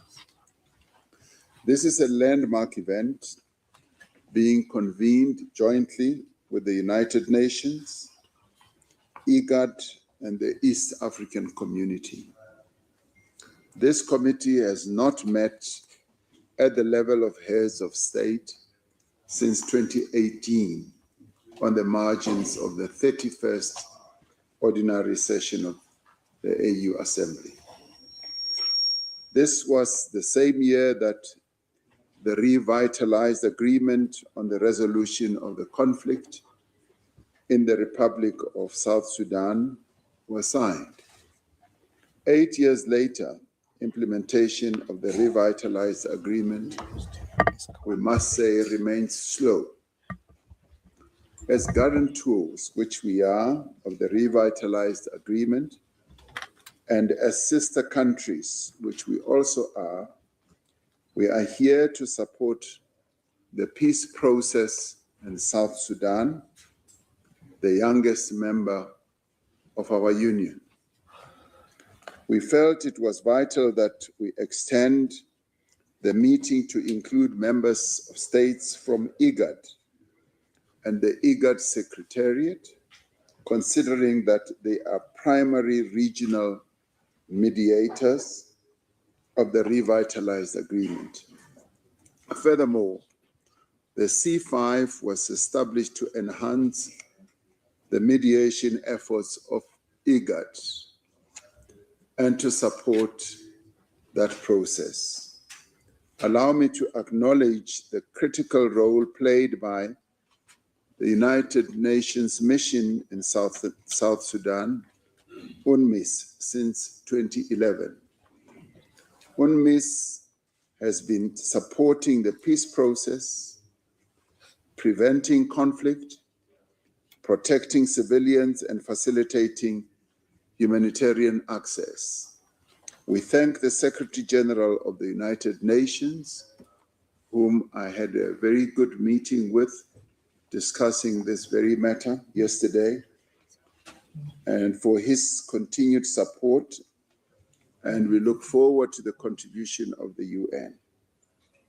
Ethiopia, Kenya, and Uganda are outside of the C5, but are heavily invested in the stability of South Sudan, and it is critical that we coordinate efforts with them as well. This year is a pivotal one for South Sudan, with the elections set for December 2026. We welcome the government of South Sudan's stated intention to hold these elections and to convene a national dialogue to resolve outstanding issues before elections are held. The people of South Sudan yearn to live in a peaceful and prosperous country, and elections alone will not guarantee lasting peace. Firstly, a conducive political and security environment is vital, and it must be created. Violence and conflict at any stage will undermine confidence and also derail the process. Secondly, the political processes such as the national dialogue and the legal processes must be genuinely inclusive, leaving no one behind, no structure behind. They must bring together all signatories and stakeholders to the revitalized agreement so that decisions that have to be taken must reflect broad ownership, credibility, and legitimacy. The C5 Plus Summit, which we are holding now, must send a clear, unified message that calls on all stakeholders to enter into dialogue without delay. We wish to encourage measures that will build unity and reconciliation, including understanding for reconciliation where appropriate. The C5 supports the proposal that the chairperson of the AU Commission should appoint a former head of state to mediate amongst the signatory parties to the revitalization agreement and to facilitate dialogue amongst all parties. We stand ready to support mediation, to monitor implementation, and to coordinate our efforts. A focused oversight mechanism involving the C5 and IGAD will really help to track progress and report back to the heads of state. Excellencies, ladies and gentlemen, the choices made in the coming months will determine whether South Sudan moves towards a durable peace or back into the cycles of instability. We need to act with urgency. We also need to act with courage and unity. Let us use this summit to foster a process that delivers inclusive dialogue, free, fair, and credible elections, and sustainable peace for the people of South Sudan. We should, as we do all this, be able to listen to what the people of South Sudan themselves have to say. Today gives us an opportunity to be able to listen keenly to the progress that they are making and the roadmap that they are setting out for South Sudan and the processes that they are getting involved in to make sure that they move to elections and to move towards a durable dialogue and how they intend to build a peace for the people of South Sudan. more than anything else, rather than for us to be unduly interfering, we should listen to the people of South Sudan and to give counsel where counsel is deserved. So I look forward to our discussions, and I thank you. Okay, so there you have it, guys. So you hear from South Africa President speech. So now let us go back to the line.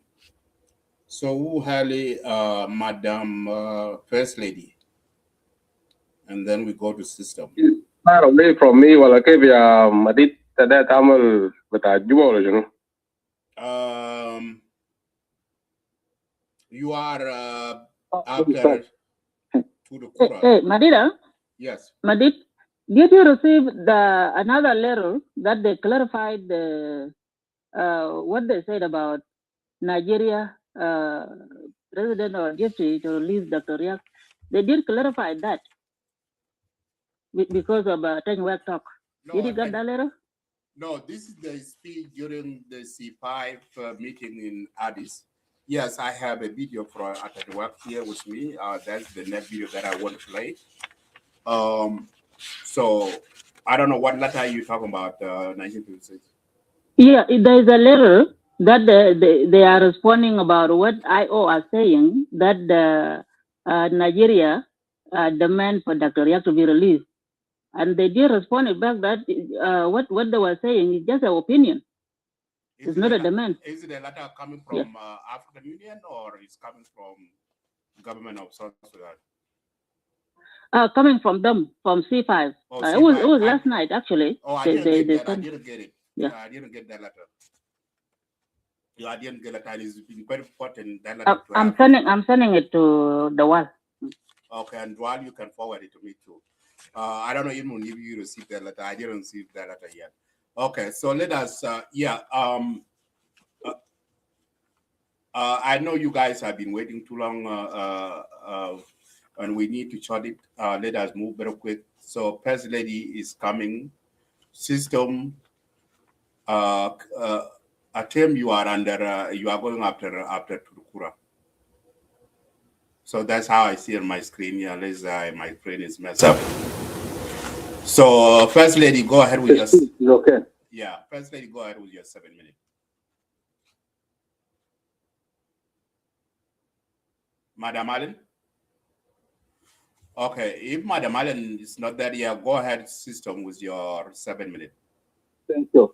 شكرا جزيلا brother مديد أن الناس الفروم كلهم. خلينا نسلم على brother إدمون يوكياكاني. يا جماعة روم ده روم مهم شديد. طبعا حسب الكلام اللي سمعناه من السبيش بتاع البريزيدنت بتاع ساوث افريكا.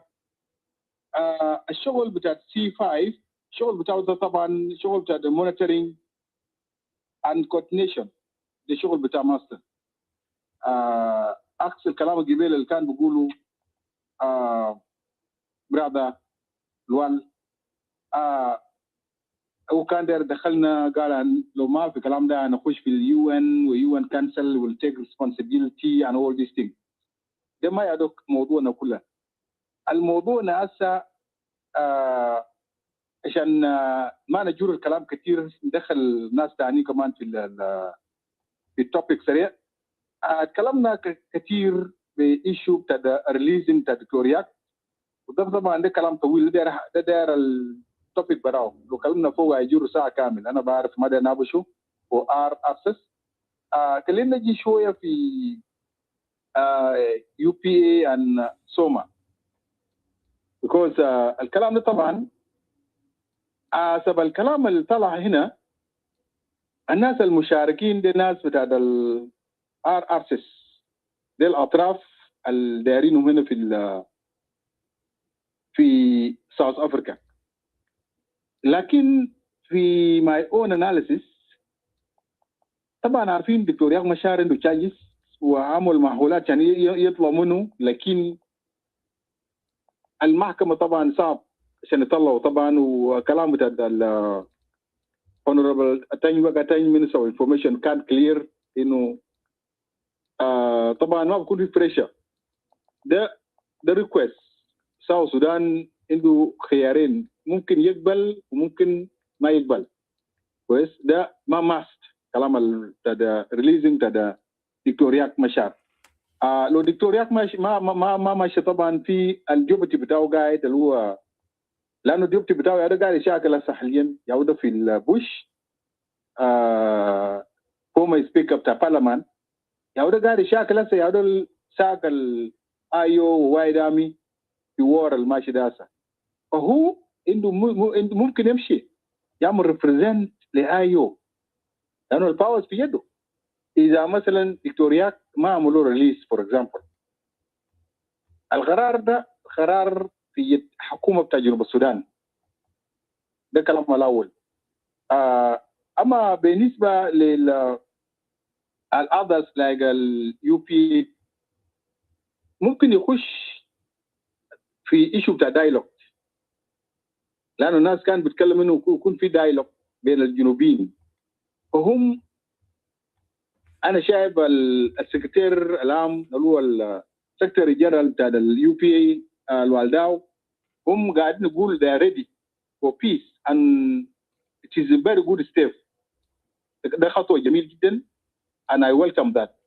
اللي يجوا ويجي يعمل شنو حوار مع شنو مع ويلحقوا في قطار بتاع الار ارسس ويكون جزء اساسي من الاجريمنت اللي بيجي بينتهي ليتا بشنو بالإلكشن في شهر 12 2026. ده حاجه المهم في الموضوع ده. الموضوع الكبير هسه حاليا بتاع اليو بي اي ده كلامه كويس يا براذر ادمون. لو ان شاء الله تسمعني ادمون، في كلام هسه ماشي لك عشان تفهم كلام انت ما اتكلم فيه بعد شويه. في موضوع بتاع السوما بالنسبه للاجريمنت ده، طبعا الموقف بتاع سوما واضح، اللي هو فوقه جروب اوف توماس شيريلو وناسيمانو رجاوين. هم بيقول انه الاجريمنت ده اجريمنت بين بريزيدنت سلفا كير ميارديت والرئيس بتاع ساوث افريكا او مثلا مع سي 5 عشان يكون في امبلمنتيشن لاجريمنت بتاعت ار ار سيس بتاع 2018. وهم بيقولوا انه الاجريمنت ده ناس ماشيين يتكلموا في سنسس، ماشيين يتكلموا في الكشن كويس، يونيفيكيشن اوف ذا فورسز. الكلام ده قال ما كويس مام، وما دايرين الكلام ده، يعني هم ما بارت من الاجريمنت ده حسب كلام اللي قاعدين يقولوا. المشكله اللي بواجه الناس هنا البارتيسيبيشن اوف سوما هنا، لانه ناس سوما انا قاعد اشوف انهم شدد، هم دايرين يقوموا يكون عندهم another agreement برا من agreement بتاع السي 5 دايرين يعملوا في ساوث افريكا، لانه هم خايفين قالوا فاتوا ساوث افريكا هيمشي يدخلون في كلام ده زي ما شايفين يوم ده يورو من الخرطوم وكده agreement 2018 ده عملوا في خرطوم، شايفينه جنرال توماس شيريلو نجا هناك بشنو باجو، لكنه كان بارت اوف شنو اوف سوا، لكن جاء طلع منه يوم ده مشى عمل شنو الموفمنت بتاعهم ده، وهم يعني بقى شنو بقى مشددين في الكلام بتاعهم ده. الحاجات اللي بيقولوا يا جماعه ناس سوما دي حاجات ما بوقفوا شنو السلام. هم بيتكلموا انه قال جيش قبلي، اوكي يا جماعه ده حاجه ما بوقف السلام، لانه الجيش ده فرض امر الواقع. لو شفتوا الجيش توماس شيريلو هسه حاليا ولا وايد امي مثلا ولا اي جيش، الجيش الفرض امر الواقع، الوضع خلي الجيش ده يكون قاعد هناك، انت عملت سلام معه ده تعالوا بعدها كلنا كجنوبيين زي ما قالوا اخوي يكاني قبل شويه، let us own agreement. حاجات أنا بتاع جنوب السودان ممكن نجي نعمل discuss inside. ده حاجات very simple. نجي نقعد برانا كجنوبين ونقول يا جماعة الموضوع بتاع الجيش ده موضوع صعب شديد، ممكن نبتدي لنا حاجة اسمه الكلية الحربية. زمان في الخرطوم في حاجة اسمه كلية. حاجات ده بيعملوا عشان الجيش ده يكون عنده مصنع بتاعه. يعني نطلع الجيش دايرينه بمزاجنا حاجة نحن دايرينه. انت يا ده تيجي تعمل المصنع بتاعك داير يعطوا حاجة وداير يعطوا حاجة انت تيجي تعمله. ايشو بتاع الكونستيتيوشن وحاجات زمان وكده البيس اجريمنت الناس هم بيقولوا دايرين مثلا يعمل كونستيتيوشن اول وكلام كثير ده كله. حاجات ما بوقف شنو البيس. يا جماعه البيس بتاع 2005 اللي كان عملوه في نيروبي اللي هو كونفرنس بيس اجريمنت.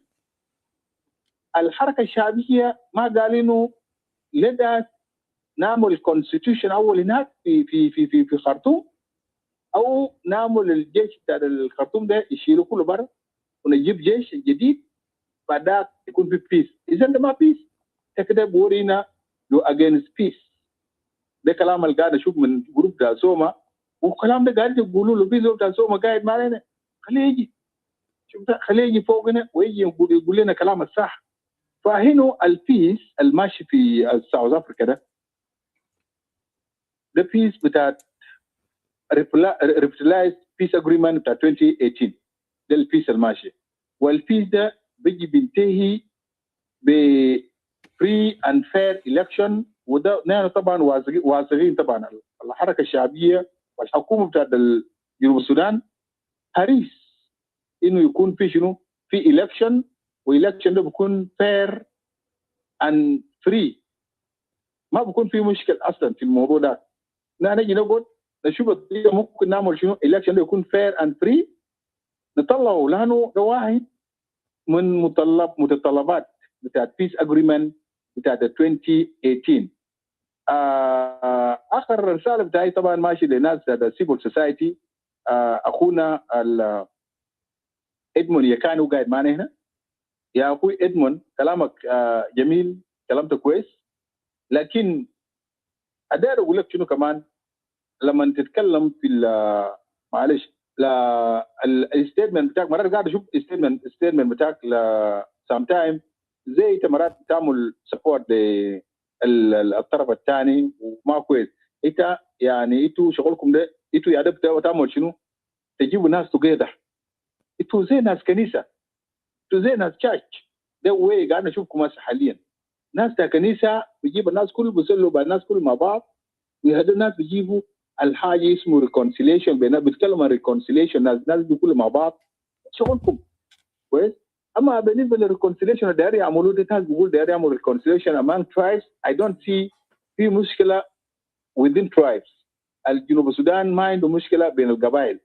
الليدرز لو عملوا ريكونسيليشن فوق هناك ده ريكونسيليشن بتاعنا ذات كويس. لو شفنا الليدرز بتاعنا they're greeting themselves.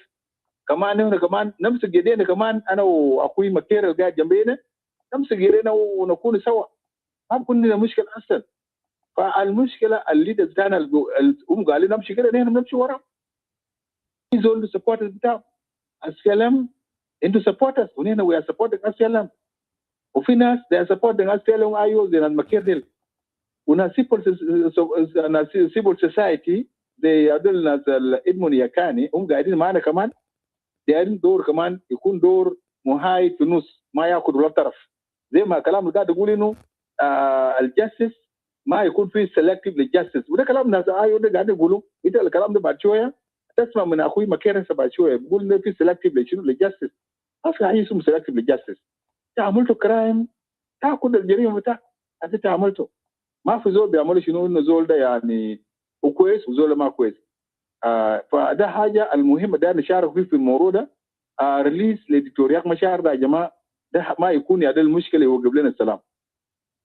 مشارك ليه قلت لو الحكومه سمح له بعد شويه باذن ممكن لو ما سمح له ليه قلت زي ما قالوا ليه قلت جوا هناك ويرسلوا النائب بتاعه يمشي يعمل ريبريزنت لانه نفس الكلام بتاعهم ده واحد مكتوب في ورقه. I think ما بكون بمشكله. وبعد ذاك الحاجه بيجي بيعمل نفسه في المحكمه ذاك بيجي بيشوفوا بعد ذاك فيما بعد. فانا بجيب كده خلي الفرصه يمشي لقدام لانه شايف اللاين طويل والناس وقفوا طويل. So much. Thank you so much. Thank you, system. Let me move ahead very quick. The next speaker is Turkura. 5-7 minutes, and then Tim Konjuk Geregi. Yeah, shukran, Madid. Brother system, طبعا na civil society del ناس اللي بيقولوا لهم جماعة بتاع الضغط، فهم ما ناس وساطة أو بيكونوا في نص، لكن ناس جماعة الضغط بيكونوا نادا.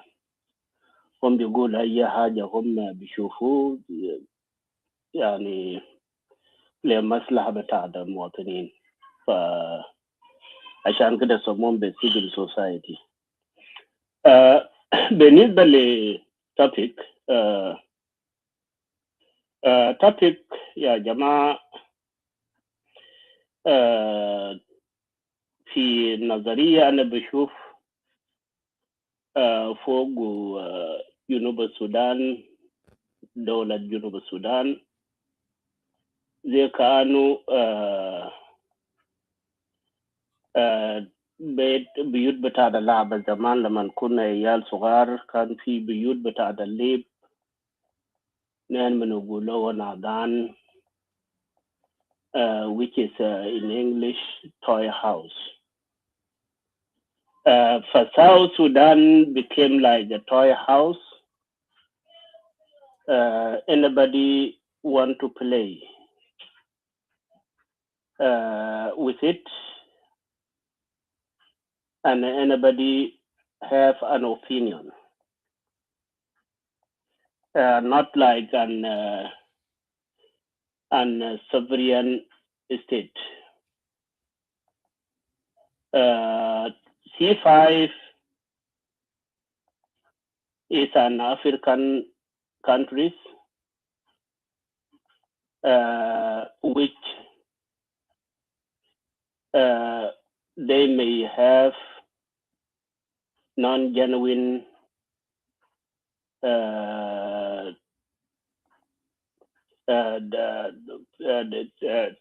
opinion about the South Sudan, and they might wanted to prolong the disability in South Sudan for their advantage. As we know, we're surrounded by too many states. You might call them sometimes they are friends states, but they are not. When we see when the South Sudan started, 2012, it started with a very strong economy. South Sudan pound was on top of every currency in Africa. So our neighbors are not happy. The new state could be stronger in the way they are. Secondly, we have too many resources.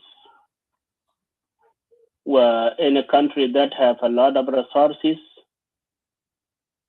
all eyes of the world are on it.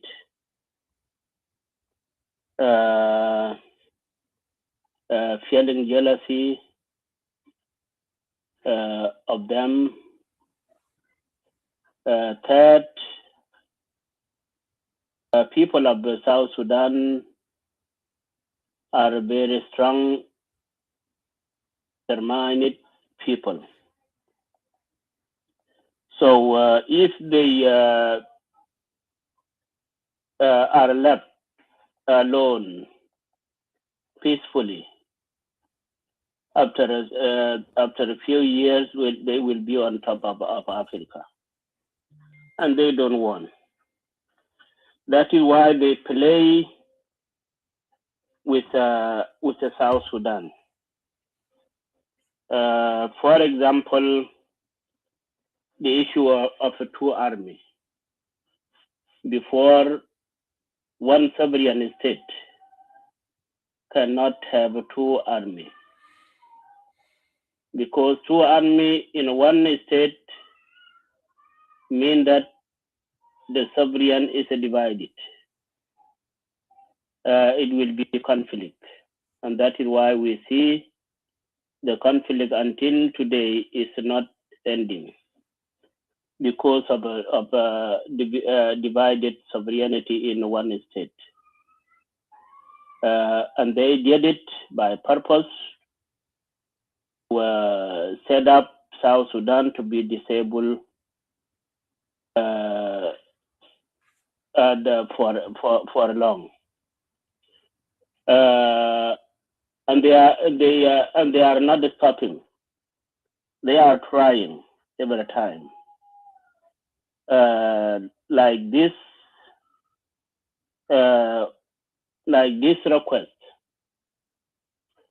that they ask South Sudan government to release accused person under trial to be released. This is, I think, is not a respect. They are not respecting South Sudan as a sovereign state. Any state have their laws, their constitution, their guide.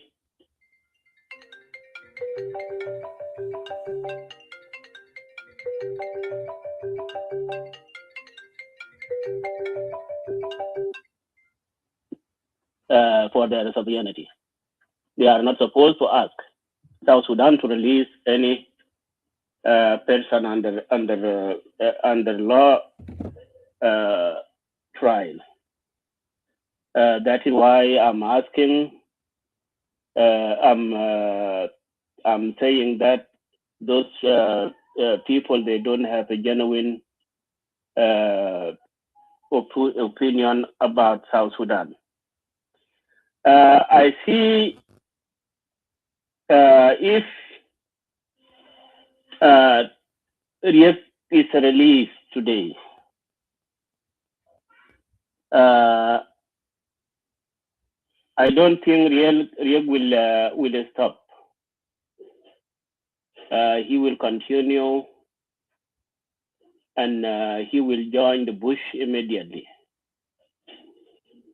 And that is the reason why the problem happened in Nasser. It was a plan from Riek by himself, thinking that he will be allowed to go to Nasser to talk to the White Army. And if he was allowed to go to Nasser to talk to White Army, which is his headquarters, Nasser faction, he will go and declare that he is not going back to Juba. That was a thinking of Riek. Riek involved in that violence, I'm sure. So it's not logic today to be released without investigation properly. Second, similar request was done before in 2014. Group 10 was requested by Kenyan president to be released, and they got released. And what happened when they got released, we know. the same amnesty was granted to James Gadet. James Gadet got released, and he denied that his jail was political motivated. So he will not thank the president who released him. So that is how it is. South Sudan should be stronger in their opinion and stand firm, because they are a sovereign state. They could not be ordered around by external forces. It doesn't work, because the strength of the state is their stand firm behind their sovereignty. That is the strength of the state. If we allow foreign forces to interfere, they will not stop. They will not stop, even they will interfere later into our politics. So I see that African C5 don't have right to ask the sovereign state to do so, and that is what I see. Our brothers who are asking for Riek release, I think they know the truth, but because for their own benefit, they know, they are asking. To the Kura, you have 1 minute. You're over your minute. And that is called a conflict of interest. Too many people in South Sudan, civilians, have been affected by this violence of affiliated people of Riek Machar. So they don't want the law to take its course, not to be played around. And if the government played around, government is playing with the South Sudanese lives. That is what I can say, and I will stop here. Thank you. Thank you. Thank you. Kunjo, pick up your mic, but go ahead. Katem. Yeah, thank you. Thank you. Thank you, and you have gone in the right order. Gibel, I thought, because I had some phone calls, so I thought I was called and I was away. Greetings to all of you, the moderators, everyone in the room. I take this chance to thank South Sudan Eagle Media and Brother Madid in particular for always bringing burning issues to social media, especially Clubhouse and Facebook. I would say again, thank you, Brother Edmund, for standing up for truth. If you remember a few months ago, that's last year, I told you that you will have a lot of challenges from both sides. Those who are supporting Key, those who are supporting Riek, and the people in between. When you say something that is in line inside of President Kiir, the opposition will call you somebody who has been bribed, or is somebody who is partisan, someone who is partisan, taking my part.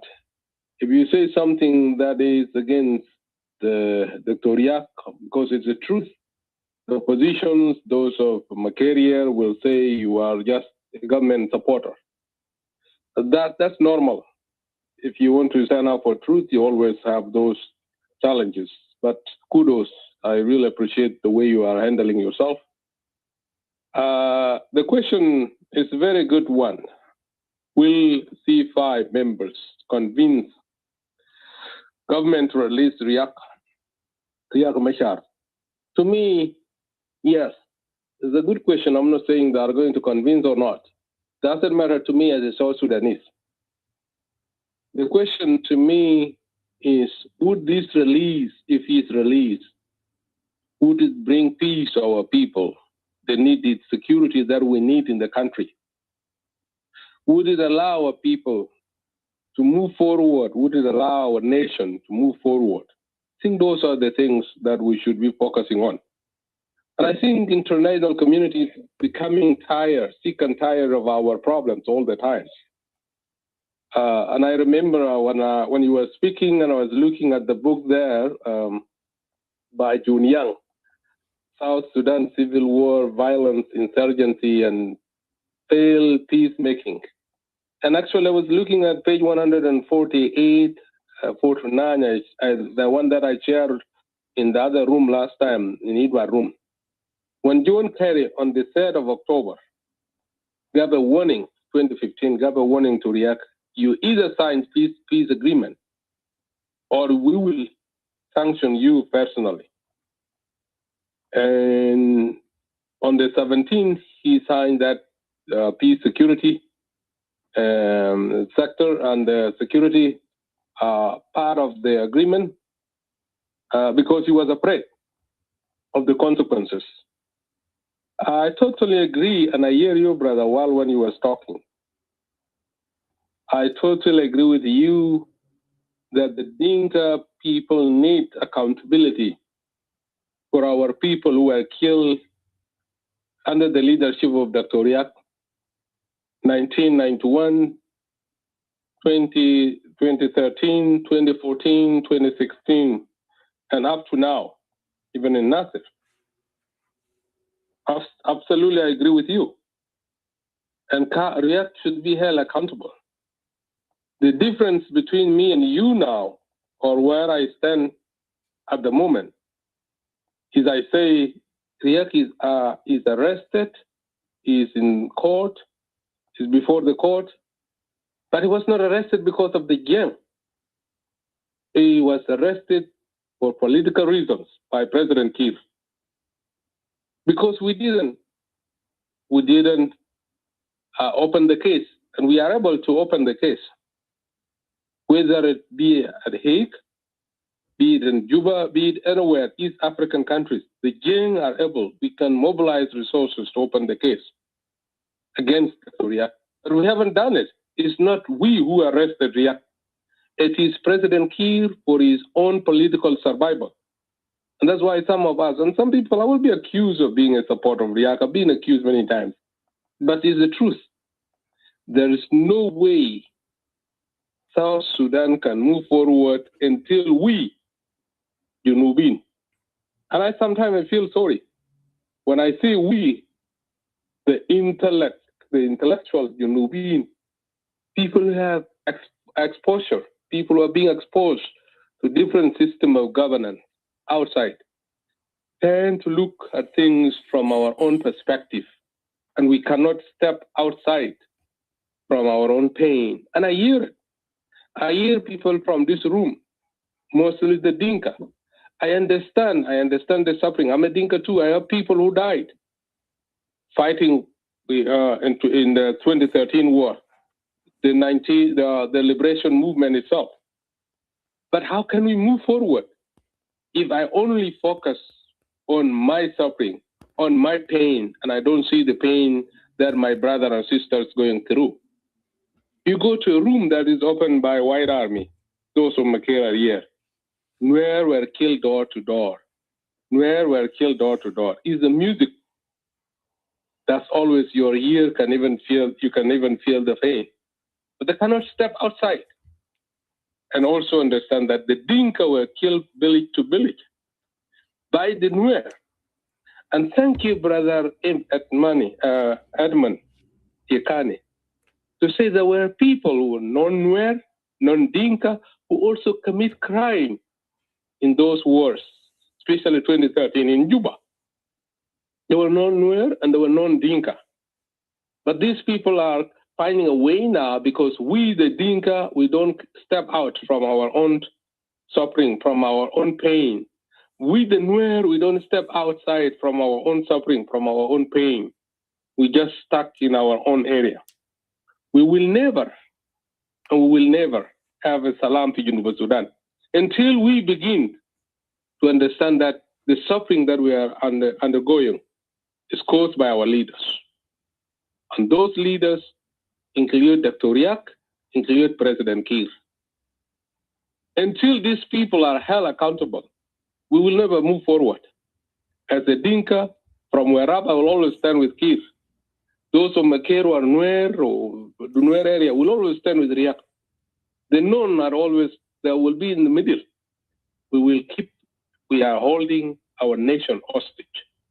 But to me, because there are people who have waited long, I've waited long enough, so I don't want people to wait more than I've done too.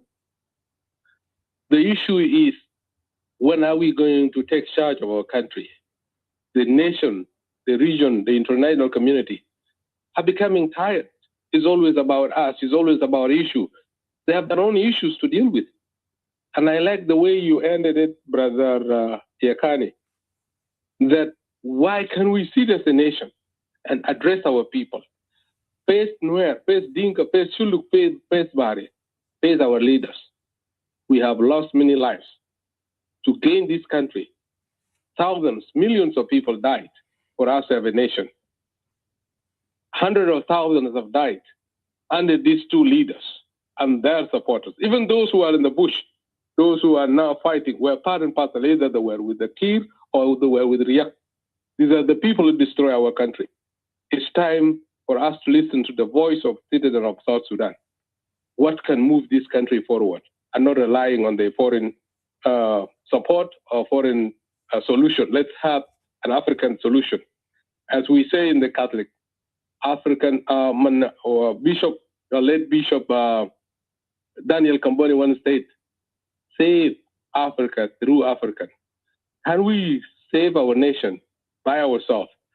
Save South Sudan through South Sudanese. Thank you so much, Brother Madid. I yield back the mic. The people have waited for so long. Thank you, Sas Tim Kunjok, for your input, and thank you. My apology, you've been waiting for so long because we have a lot of people, and the topic is really important, and I like for you guys to wait in. Before I move to the next speaker, let us hear from the government side. So the government, they respond from this question. Will C5 member convene the government to release Dr. Riek? So the government responds. So I have to read an article written by Honorable Ezekiel Lulu and also the video from Speaker Honorable Atanyuet. So here is what Ezekiel Lulu wrote. They respond to our C5, a special Nigerian guy. He said that this one was yesterday, actually, he written today article by Ezekiel. He said the independence of the judiciary is not secession, is not political convenience. It is a constitutional obligation in every separate nation that they respect the rule of law. Courts operate independently from political pressure, executive influence, or public interpretation. This principle must be upheld firm without compromise in the Republic of South Sudan. When a case is brought before a court of law, it cases to be a political matter become a legal one. Judges are mandated to examine the facts, assess evidence, interpret the law, and deliberate judgments based solidarity on the legal framework. So I'm not going to be going a lot on this. So I post his article on South Sudan Legal Media page on Facebook. You guys can access to that to read more. He said here, No individual, political party, army group, or public campaign has authority to dictate or permit the outcome of judiciary procedures. And an attempt to do so is a direct attack on the rule of law. Across Africa and beyond, the courts have persecuted senior officials, even the former head of state. Some have been convicted and have served a prison sentence accordingly with the law. This action did not destroy their nations. They strengthened institutions credibly. Accountability is not a sign of weaknesses. It is a demonstration that no one is above the law, unquote. So that is from, and he's gone. So that is the response. So anyway, let me move to another paragraph, which is very important. Okay, therefore, the Republic of South Sudan is not exception. The law must apply equally to all, regardless of political stage, military rank, or historical position. To suggest otherwise is to undermine the very permanentation of a which sustainable state. With regard, okay, here is what I was looking for. With regard to the political detainees, including Dr. Riek Machar, the position must be clear. The executive branch cannot interfere with ongoing judicial process. It cannot prejudge the outcome. It cannot override the courts while proceedings are still ongoing. Any consideration of release, pardon, ultimate illegal remnant can only raise after the judicial process has been fully complete and lawful certain rated. That is a constitution, governance, work, and court. So that is from, and you will read more. So that is from Ezekiel Lul. You guys can respond to that article. Here is what the response to Atanyuak yesterday on the press release. So let us hear what he was saying. On national infrastructure from the cyber threats.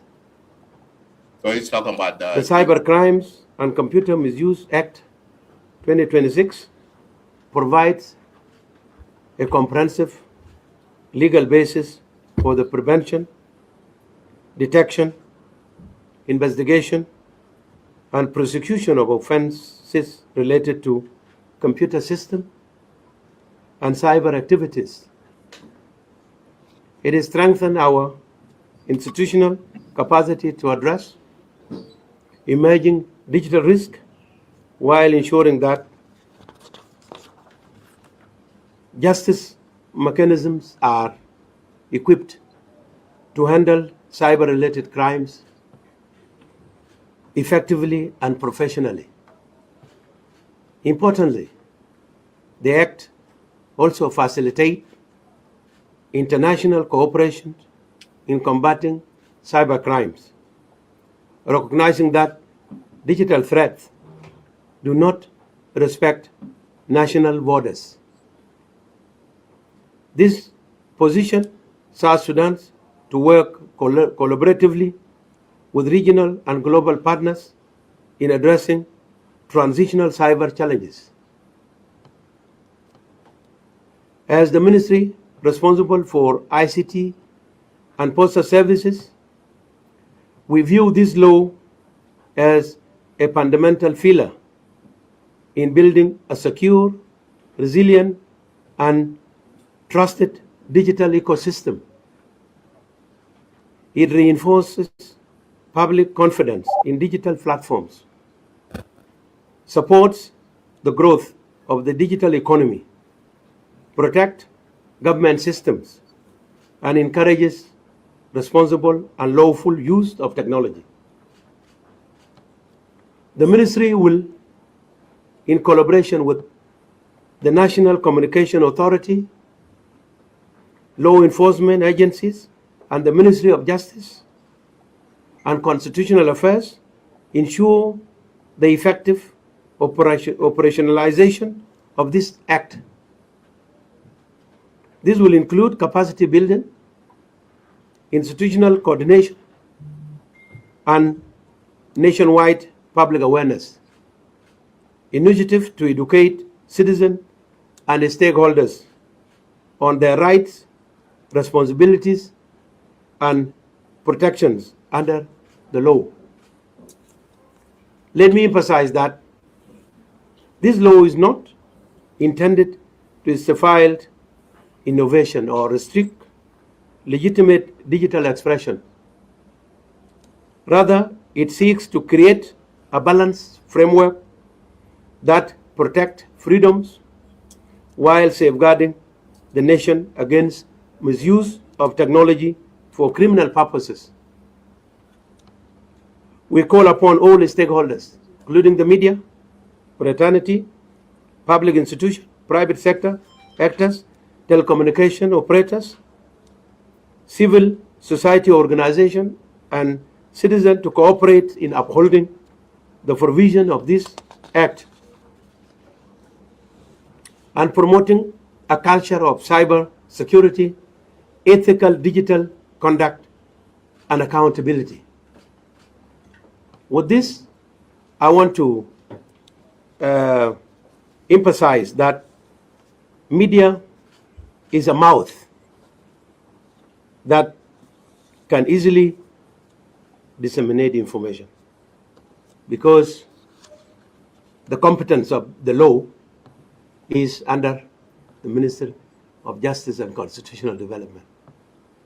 But as a minister responsible for the Ministry of ICT, it is incumbent upon me to educate the public about the law that is about to work to bring into books those who are actually abusing cyberspace.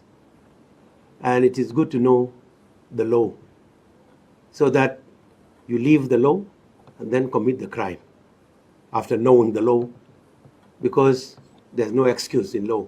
Not knowing the law also doesn't prohibit the prosecutors to prosecute you if you have actually committed crime. All of us are not lawyers, but we can all commit crimes. Even lawyers also, with knowing the law, they still commit crime. Crime is an individual act. So you journalists have the responsibility now to take the information to everyone so that anyone knows.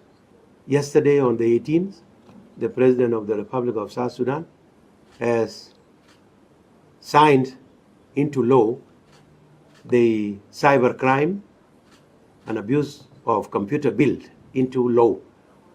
After signing, it became an act that is capable to be now used. It is now bridging the gap which was existing, the gaps of laws, because the Criminal Procedures Act 2008 and the National Security Act 2015 were all addressing the issue of cyber crimes. But there were lapses, there were gaps that now this act can go to address. Okay, so so that is the video for the about cyber law that they passed. So other video, I don't know where I put it. So anyway, I don't want to hold everybody up. So anyway, so the next speak. Okay, let's move the line. Let me see. Is Irmun in here? Okay, he's gone. So let's move the line. The next speaker is Na Nyakwal. Yes. Male. Well, Loidi Mamadit. Tingerai bad galen. Yeah, long time. Okay, yeah, thank you.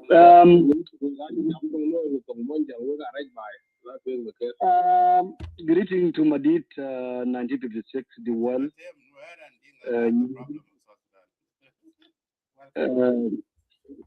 Nyan, Tonta, Lion, Wajagu system, Tutukuru, Kunjok, Galwak, Green. I'm out of Yedmon, I can't see Yedman. Yeah, greeting to all who are listening in the audience section.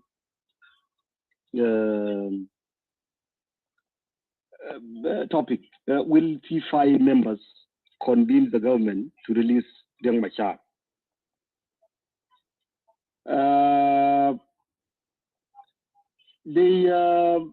They may or they might not. You know, now they may. I'm using the word may here because this is the regional continental body. And you know, when you talk about South Africa, for example, South Africa is having a weight in the continent.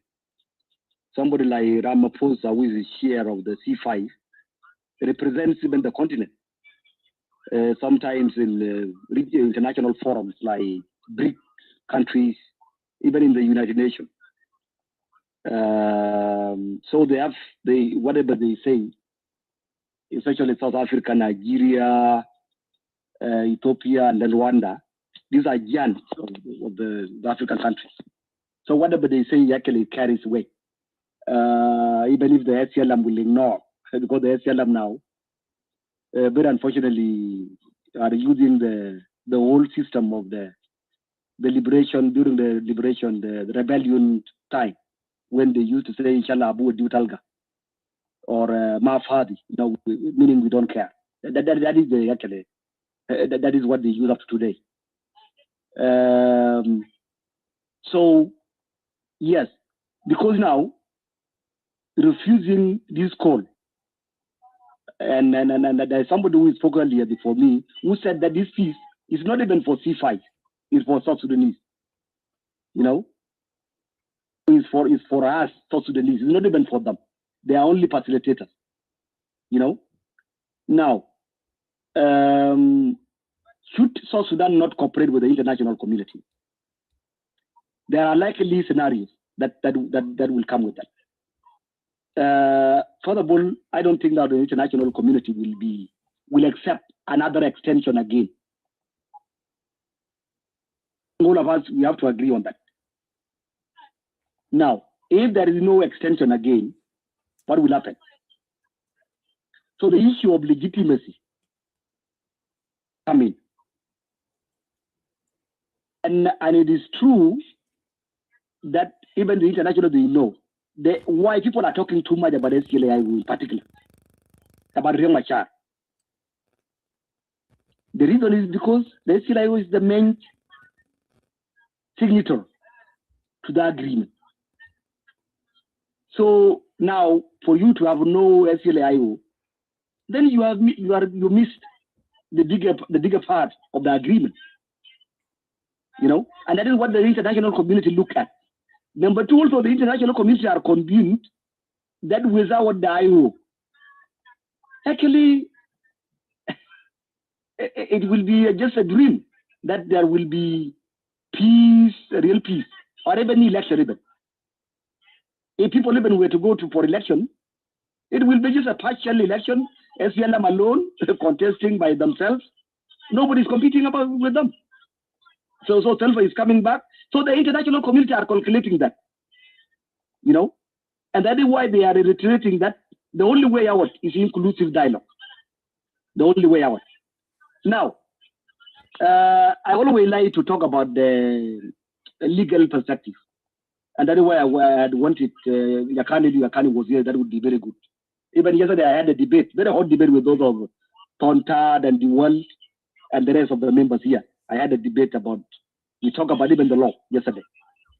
But Madid was not there, and then some people. Where I said, now I was going actually to ask Yakani. I don't know if Yakani has a background in law. Like, for example, if I'm fighting with Madid, Madid is fighting me and I'm fighting him. And both of us, we killed. So I killed and Madid killed. Now, is it right for Madid to sue me?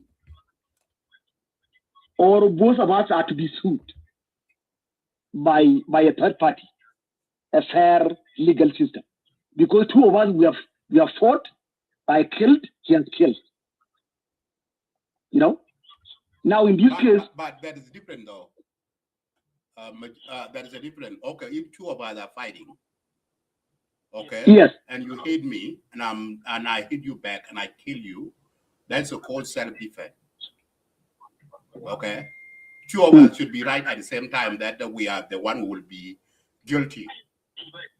So there will be a guilty part and there will be a innocent part. Because if I attack you and then you fight back and you kill me, you are self-defense. Okay. So your example here is irrelevant. Okay, let's put, because I see where you're going. Okay. So what if okay, thank you, Madid. Yeah, allow me. Let me explain what I mean. Now, I'm addressing the room legally. Okay, I don't like always self-praising, talking about myself, but I have a little knowledge about the law. Now, the law that I know, Madid, if you are fighting with me, let me repeat this. By the way, it is a legal term. If I'm fighting with you and you are fighting with me, I kill from your side and you kill from my side. It is illegal. It is not right legally for you to sue me. Who started the war, though? Who started the fight? That's the question here. Who started the fight? We cannot both start the fight at the same time, right? Can you agree with me that you and I, we cannot start the same fight at the same time? It will be a one side who start the fight and the other side is respond. That is true. Okay. That is true. Even who start the fight, I know even the monitoring body know better than us. They know better than us. They will even know that I want to judge. Is it SLA who started or the SLMIG? You know. So that's why you see now people are quoting the code that is being taken now against Riek Machar. People describe it. I'm one of the people who describe it as kangaroo, which is a witch and politically motivated. Why? Because the SLMIG plus the SLC have killed people. And they have been killing even up to now, as we speak.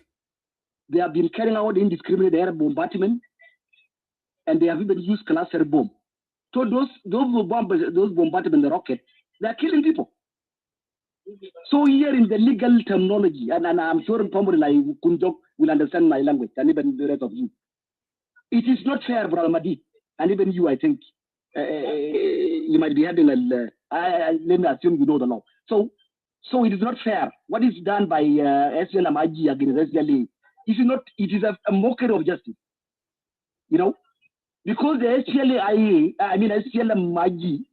SSVDF, they are fighting with the SLA.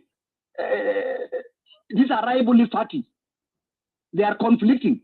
So it is not right for Salva Kiir to sue Riek Machar. You know? It should be other party, and that is why there is a need for what we call hybrid court. So the hybrid court will judge the two. They will judge Salva and judge Riek Machar fairly. You know, but it cannot be a let me have a question for you. Yeah, hang on, if you and I are fighting, who will take who to court? Is somebody else, or either one of us can file the case? Either you or me. And that's what's going on. Good question. Good question, my sister. Okay. Yes. Okay. Ilmun is back, so you can wait your question again, so Ilmun can hear you, so he can respond back. Go ahead. Oh, Yilmon has come. Okay. Yeah. Thank you, Madid. Yeah. Oh, brother Yilmon. First of all, let me thank you, my brother. I know you are really been doing a very great job, but it's not easy, my brother. Even some of us, like myself, sometimes even we accuse you. That is true. What Kunjo was saying is true. Sometimes even the IG will accuse you, the opposition, they accuse you. So you are in the between. That is reality. And also you are working in an environment where it is militarized. Only generals are given respect. Those of Duarte. I'm not quite sure it is a general, but I say I'm sure it is a general. Now, I was going to ask you, Brother Yidmon, that it is true that the war started in 2013. People were killed. Now, you have a rival parties, groups, the SLMIG and the SLI. These are rival groups or parties. Now, I wanted to know from you legally, because me, I'm against selective law. The law is supposed to be general. The application of law is not selective. Any law that is selective is not a law. You know. Now, what is happening now even against Dr. Riek Machar, to me, it is like SLMIG suing SLAIO, which is not the law. You know. Why? Because both are fighting. SLIG has committed atrocity. The SCDF. And as today, they are still committing atrocity in the lawn where, since the incident of Nasser, the air indiscriminate bombardment has already stopped in the newer area. Do you think those rockets that are falling are not killing people? What the SLM Haji or the SCDF are saying? No. So now I want to know from you, if I'm fighting with Madid now, Madid has killed from my side, and I have killed from Madid's side. Is it the right legally for Madid to sue me? And he has killed, and I have killed. How do you resolve that? That is the first question. The second question is, how can the election done without the IO under Riek Machar? For example, can the peace agreement be implemented without the main IO? Don't tell me later on Stephen Farr has already surrendered. It's like a banned scenario. So can the agreement go without the main SCLA IO under the Riek Machar? Thank you. Let me stop for a while. Okay, thank you. Thank you. Ilmun, are you there? And welcome, Honorable Duar. Can I get? Yeah, go ahead. Yeah, answer. Can I get more questions? Okay. You want? Okay. No, did you wrote that? Can I get more questions? More questions, so that give us time. Okay, sound good. So did you write that question down? Okay, let us move to the next. Galuk, you already asked your question. Now this is your chance to speak. You have 7 minutes. Galuk, are you there? Okay, if Galuk is far away from his phone, let's move to Ring. Ring is on the phone. Okay, let me give this chance to Honorable Duar. Duar, I know it's late over there, you and Ilmun. It's late in you, and thank you for joining us. This is the benefit. Malay, I don't want to talk. Did he conclude, Nach? Did he conclude though? Yeah, so yeah, he has his question, so he's waiting for Ilmun to answer his question. And Ilmun need more questions, then he can answer them. Honorable Duar, can you hear me? I can hear you. Yeah, yes. Welcome. It's your turn. Welcome. And it's good that one member of the SPLM is joining us. Yeah, welcome. Thank you very much, Brother Madid. Who are carrying the green, those who are also among the. I did not complain anyway. Thank you for giving me green. And those who are with us here on the stage, thank you very much for bringing me. Long time, Uncle Duwarin Chamot. Long time. Thank you. Thank you. Let me begin also to thank those whom I have just met right now in this particular discussion. It is very important, and especially the question that asked the C5 convince the government of South Sudan to release Dr. Machar. I think that is the question. Yes. Together with the question asked by Brother Makir, if he's not the name really, people were calling him Makir, and he indeed wanted to also call me the general.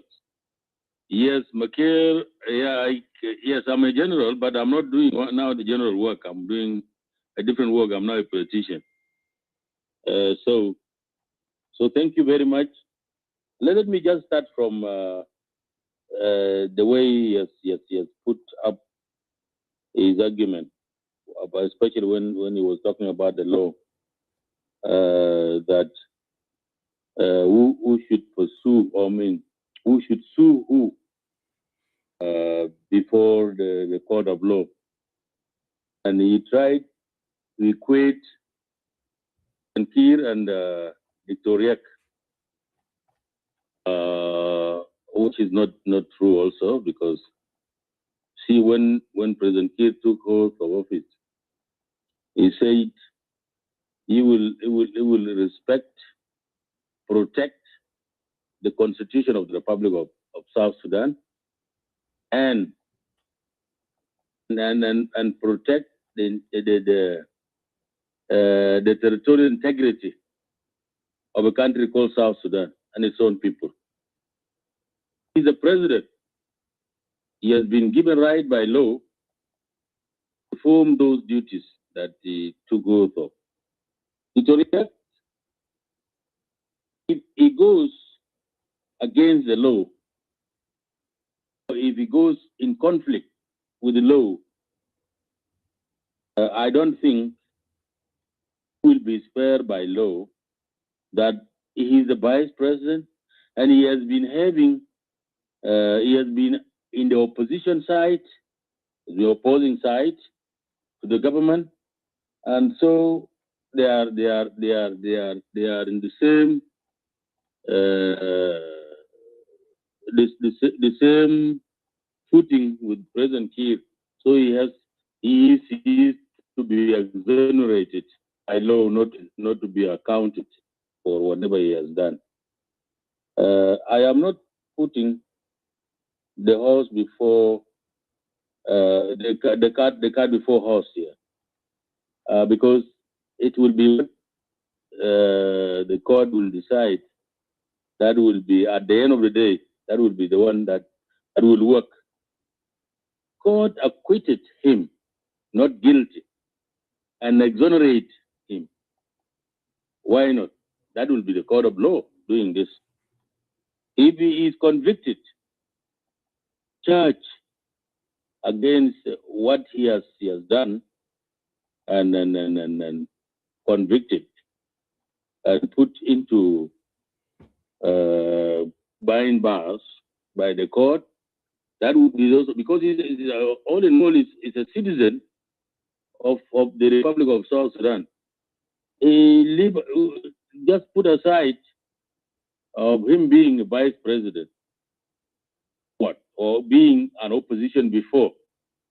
When he was convicted, when he was arrested, when he was accused and arrested, Itoriak was not arrested because he was an opposition. He was arrested because he was the first vice president of the country called South Sudan. Therefore, he was also suspected to have played a role in a conflict that killed more than 250 South Sudanese troops. Troops that are actually under the constitution that he is serving.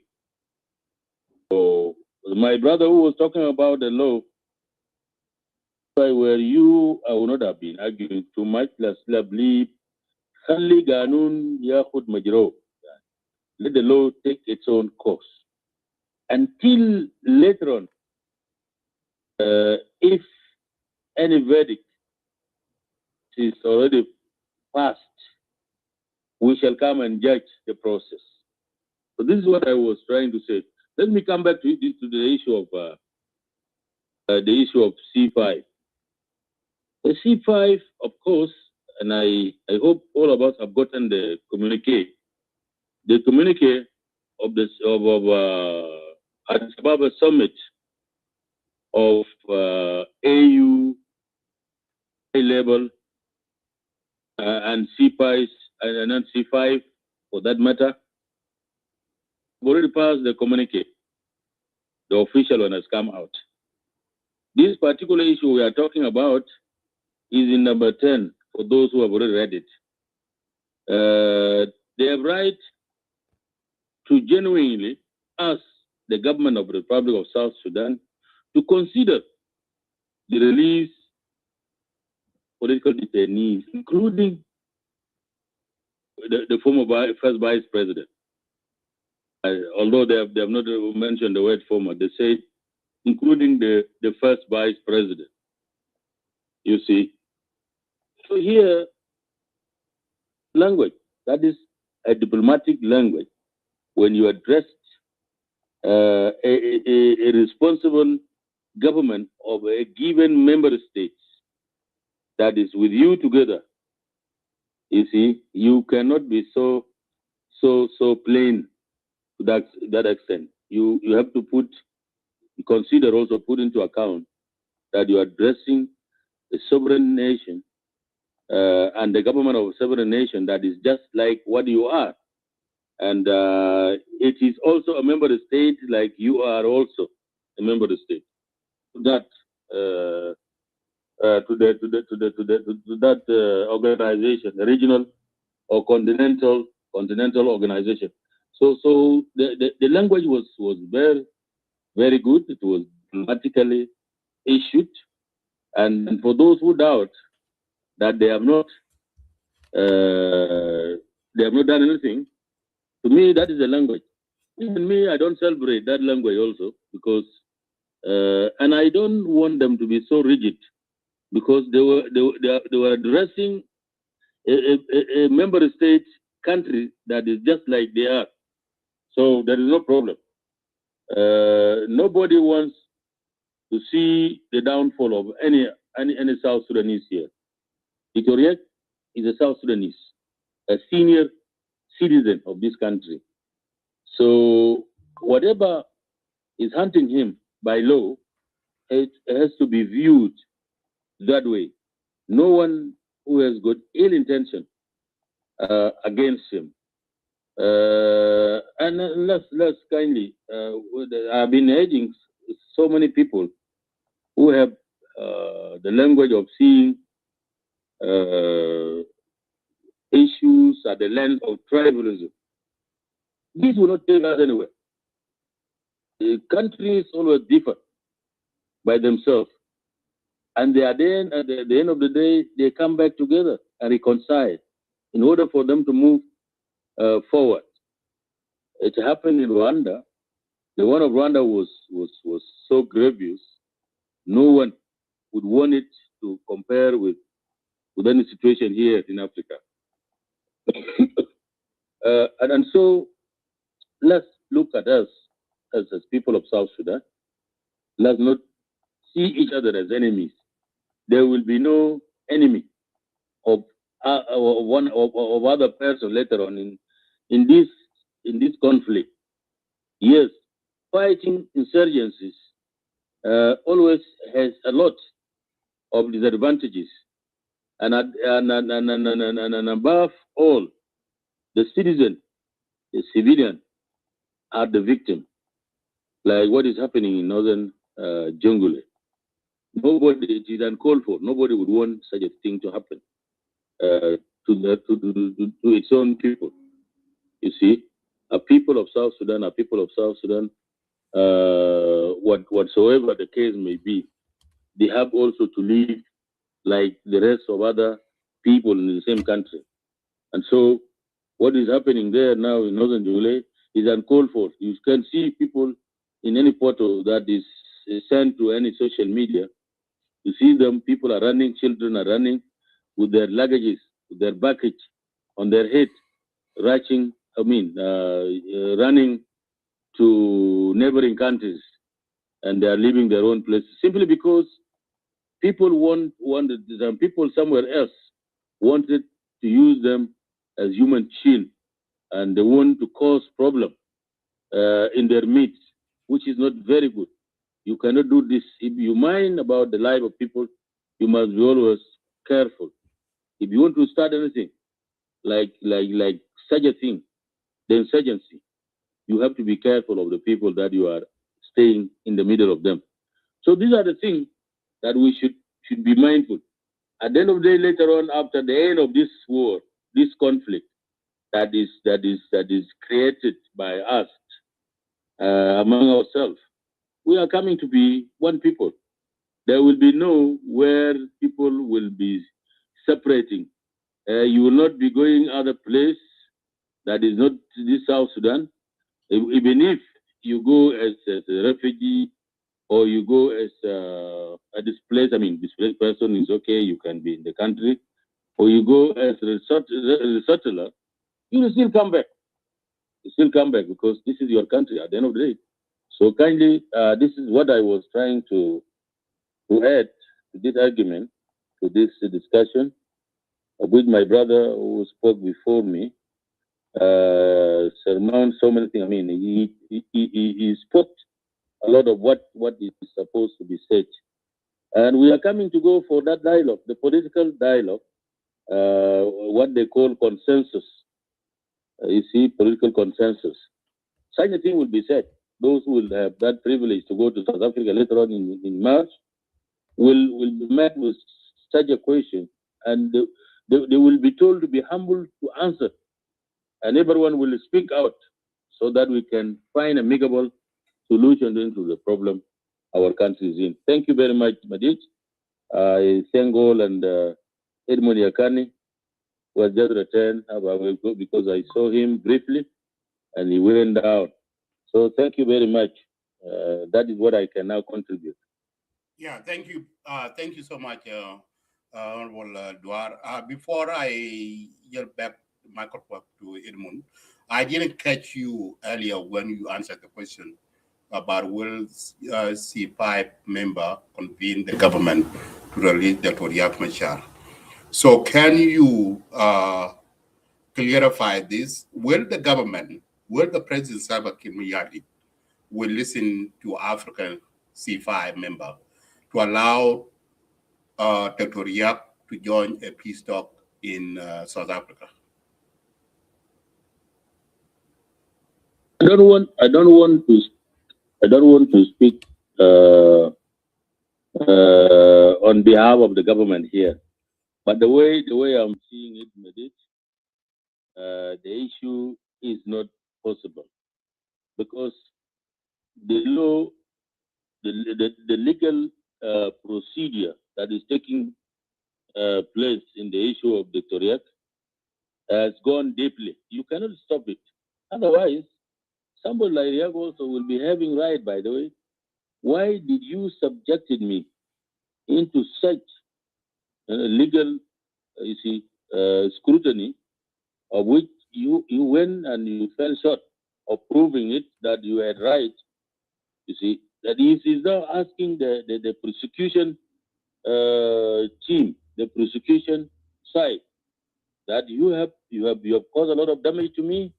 And if that is the case, by the way, legally, somebody whom you have done so, and you fell short of concluding the issue, he is eligible for compensation. So Riek case has already gone into the middle of the thing.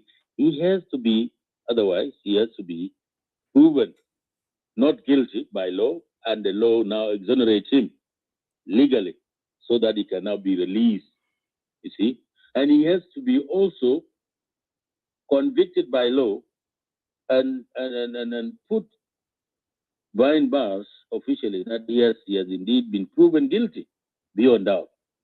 So once when one of the two happen, is where now you will now be having that room to request the government of South Sudan to let Dr. Riek go to South Africa. If he is convicted and sentenced to a given to a certain period of time or sentenced to death, then a government will be having right to either pardon him and let him go to South Africa. If he has been exonerated by law and the law actually acquitted him, not guilty, then this is where now you'll be asking him to go and join the consensus, the political consensus in South Africa, the dialogue. So I don't think there is anything shorter than the two that I have cited. So thank you very much. I think you were asking Uncle about that. Duwar, I have a question for you. about the Nigerian guy who demands Riek Machar to be released. Is it that a threat? Government of South Sudan, if it's not going to accept, will be there any consequence? No, I think I've already talked about this. No one can pressure South Sudan government to do anything that is against the law. A Nigerian vice president statement that was quoted. I don't think that was true. It is not right. Even their government cannot accept such a thing to be imposed on any other member state government that you should do this. Therefore, I don't think that is true. These are just language. It is personal view, personal opinion. But you can see the communique is what capturing the whole what was said in that summit. So read the communique, and you will find what was said there in the summit. So whoever was talked, the Nigerian, the whoever who have said what, we don't want to talk about it actually. These are the, how do you call them? These are the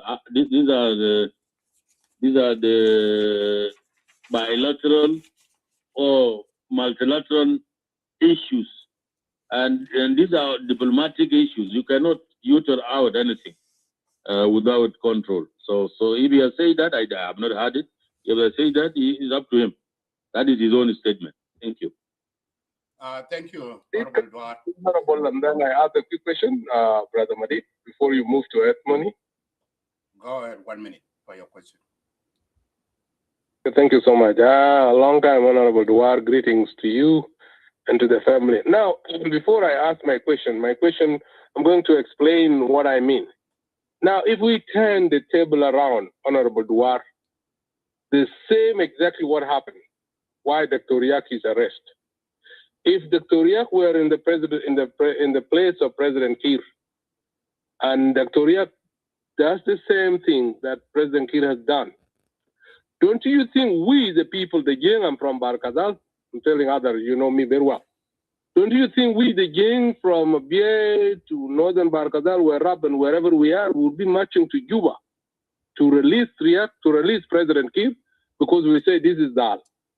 Now, the reason I'm saying this, if you look, I'm not saying Riek is innocent, but it's a politically motivated, because what happened in Nasser is related to implementation of the agreement, RRCs. The failure of both leaders to implement the agreement.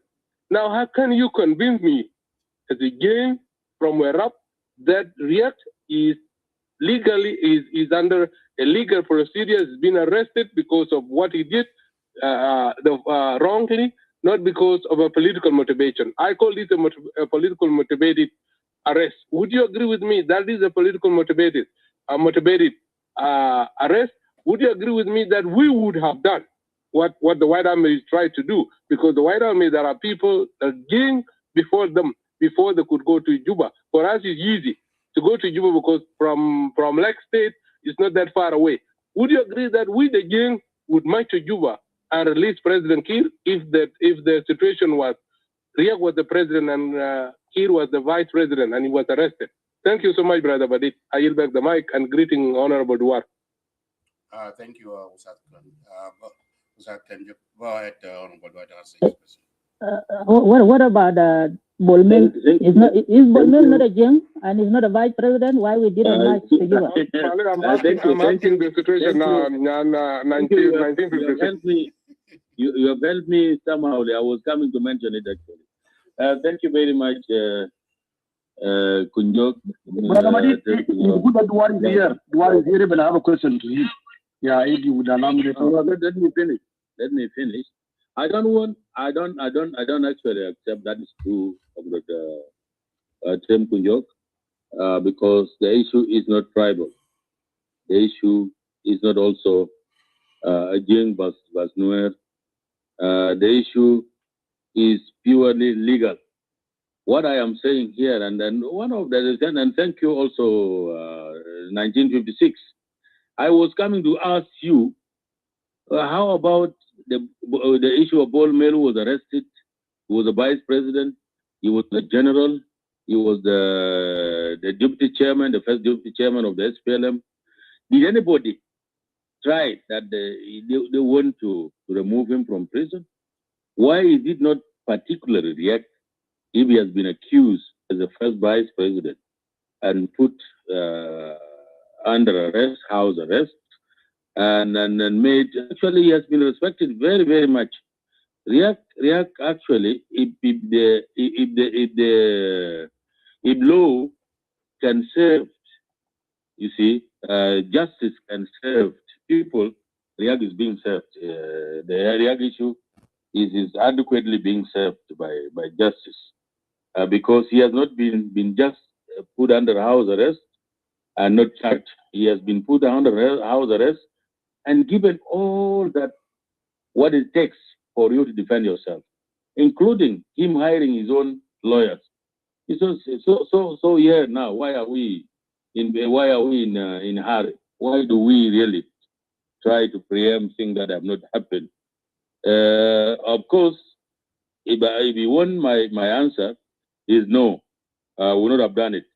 President Kiir, if he had to be the vice president, and he was in conflict with the law, like what happened to Riek issue, then he would just go as normal as citizen of South Sudan as the former vice president and answer any charges leveled against him.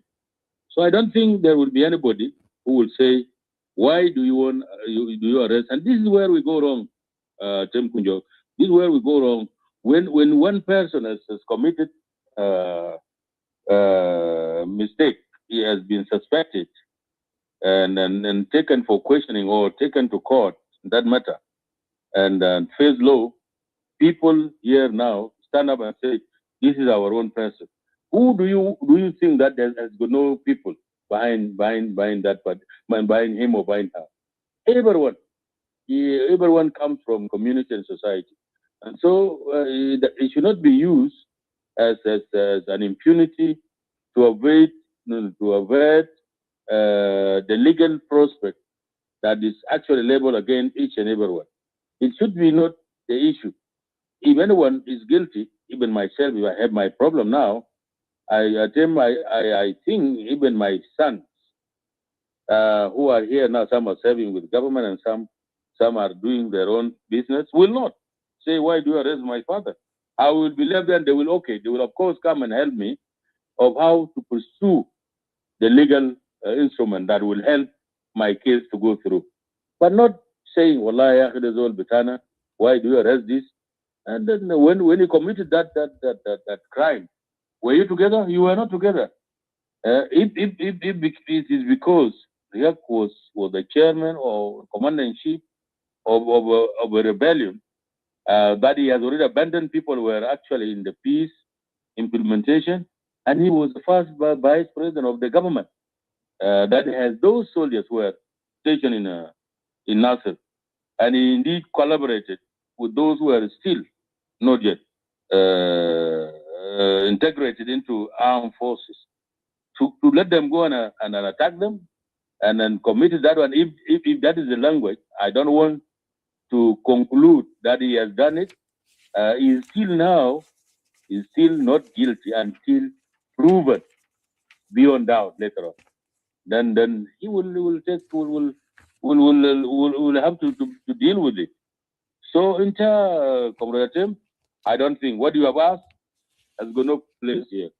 Should not be a tribal issue, and you don't equate also equation of a head of states and another person, even if they were fighting, and agreement has brought them together. This one has become vice president. Anything that happened from whoever is following him downward, he will be the one to be blamed if he doesn't take charge of actually implementing the law. And thank you very much. Yeah, thank you, Honorable Duar. Our honorable. Yeah, hang on. Let the can I have a question, please? Not Slow down from the question. Let people move forward and weigh in. Thank you. Hang on, guys. So not Even me, I haven't spoken yet. So many people. Why did it become my issue now? you are that's all we hear from others. I haven't spoken yet. Yeah, you are a member of parliament. That's why they are loading you with some more questions. So you are giving Ilmun your kind of breakdown. Okay, let's do this. Let me let me be fair here. Gadluk, I called you earlier and you were far away from your phone. Okay, you have a question? Gadluk. Thank you, yes, thank you. Yeah, if it is a question, just my question, your question. Yeah, my question will go to Brother Dewar. Brother Dewar, in reference to what you just mentioned earlier, do you believe that Riek had authorized the incident in Nasser in reference to what you mentioned earlier, that because when and do you believe being selective in justice will solve the problem rather than being inclusive in justice? Thank you. Thank you. Can look that way, the war in Launer, the one who claimed Nuereko, is it not him asking this question? Okay. The next question is going. I have question also. Okay, Honorable Duar, write them down. Hang on, Lion. Let me go to Majok. Natural.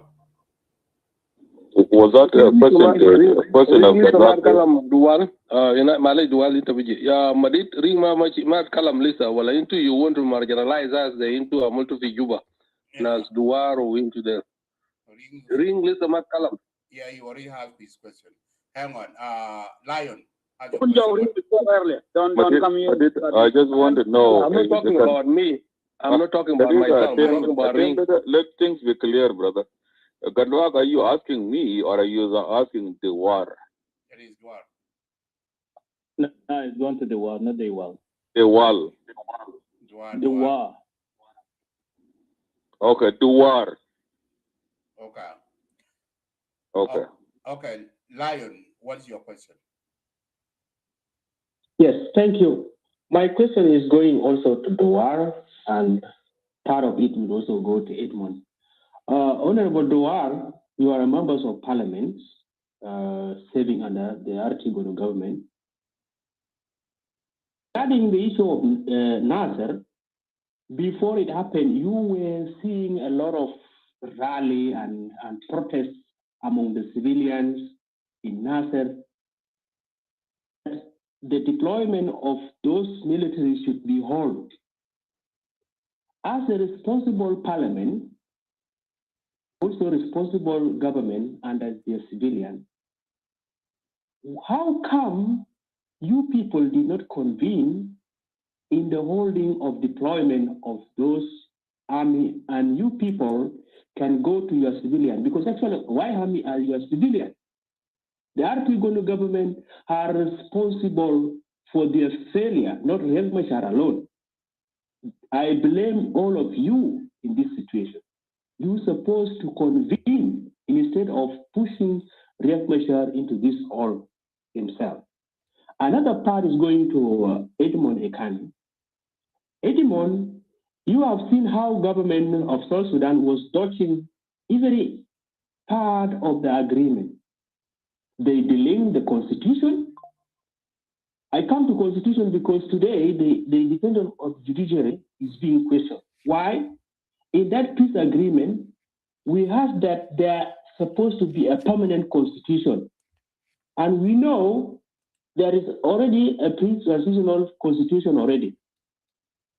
Okay. How come it is like this? Okay. Thank you. Thank you.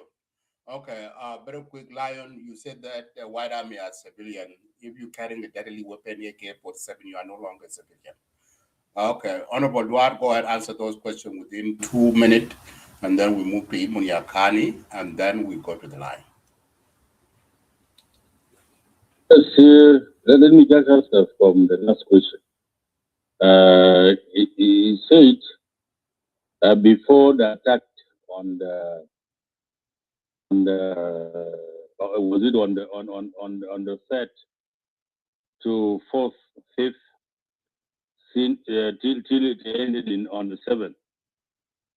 That why didn't you play your role? Why did you leave it for the Toriak alone? And you were hearing people were protesting that they don't want the army that was in Wiyaradu.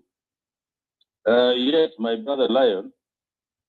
Nobody knew that a citizen of South Sudan, people like people of Nasser, who refuse their own army to the extent they would attack them. You see, but again, this is where I always blame the role played by the IO, who is a partner in implementation of the agreement. The IO instigated people. They've taken leverage of predominantly being from one ethnic group called Nuer. They went and instigated people, and knowing the consequence will be so great. They instigate people, and they were telling them that why don't you reject this force? Who is this force? That is SSPDF. Why don't you demand for the unified force? If I can ask you, Lion, really people of Nasser know anything called unified forces? A real civilian of Nasser County, or add to them also Wula. Do they know what is called unified forces? If it was not something put into their own mouth by IOs, that you say this, you only demand now for unified forces. And if you were not to be heard, and then you attack these people. Some of these information are actually are classified information. They are still in the court. I don't want to talk about it too much. So the Toriak here, and that is why he became suspect to that incident that happened, unfortunately happened, and Kir Majur, who was so eloquent, who was speaking to them in their own native language. He's speaking to those of Nasser and those of Ulan. He was a good commander because he knew all the languages, and he could actually understand himself with them in all languages that are in South Sudan. And then, by the way, unfortunately, they killed him. So those are classified information that I don't want to dwell into it too much. Let me come to the question raised by the first one. Was it the Galwak? He's called Galwak. Somebody was calling him Gadluk, and I know Gadluk. He has been so vocal. He's one of the people who has actually caused damage into what is happening now in Jungule, Ayod, and you see, and Jakay. So I did not know that it was Galwak. I would not have been answering this question. So my brother Galwak, you have asked a question. Your question was actually over Mahalo. Lakin let me. Why don't you refresh me? What did you ask before? Because my mind was taken by the last question. What did you want to know? What I want to know, Honorable, is the justice being pursued selectively? Okay. Okay. Yeah. Why the incident of Nasser warrant warrant leaders to be questionable, and the other side is not yet being questioned. Don't you think that there's a misconception here, a mistrust here, because the people of Nasser are also demanding justice, and their justice is not being prepared? Okay, all this thing goes to the first point you put as selective justice.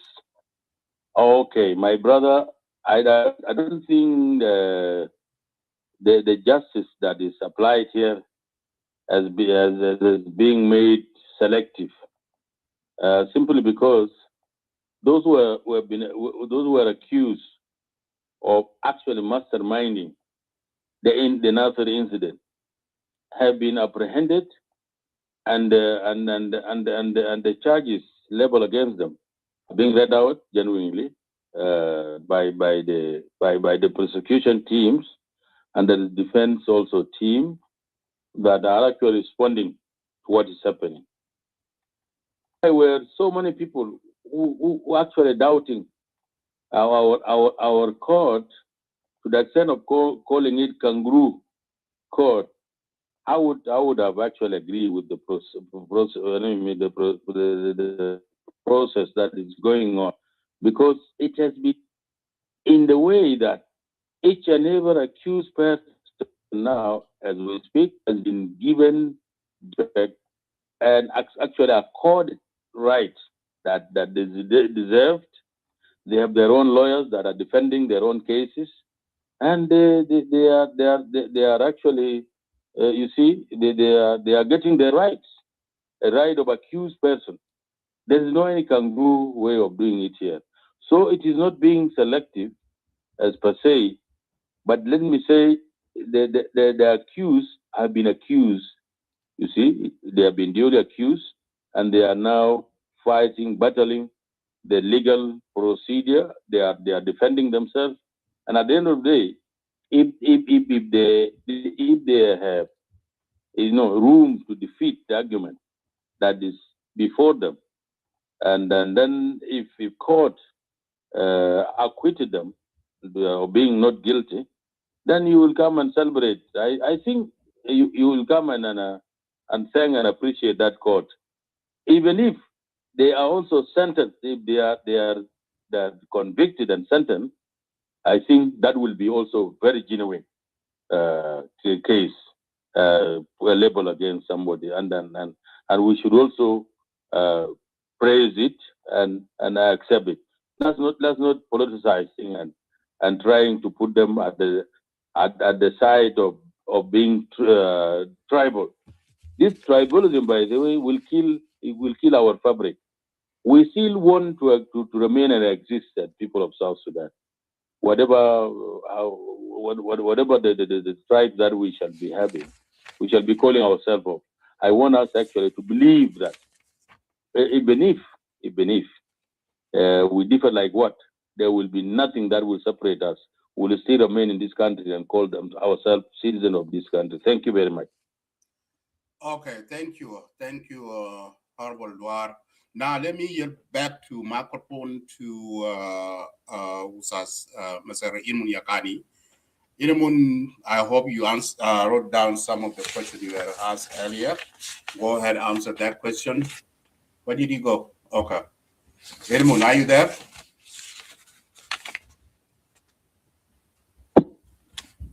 Okay. Yeah, I wrote the questions. Okay, now it's your turn. Go ahead. Thank you very much. I want to mix up the questions.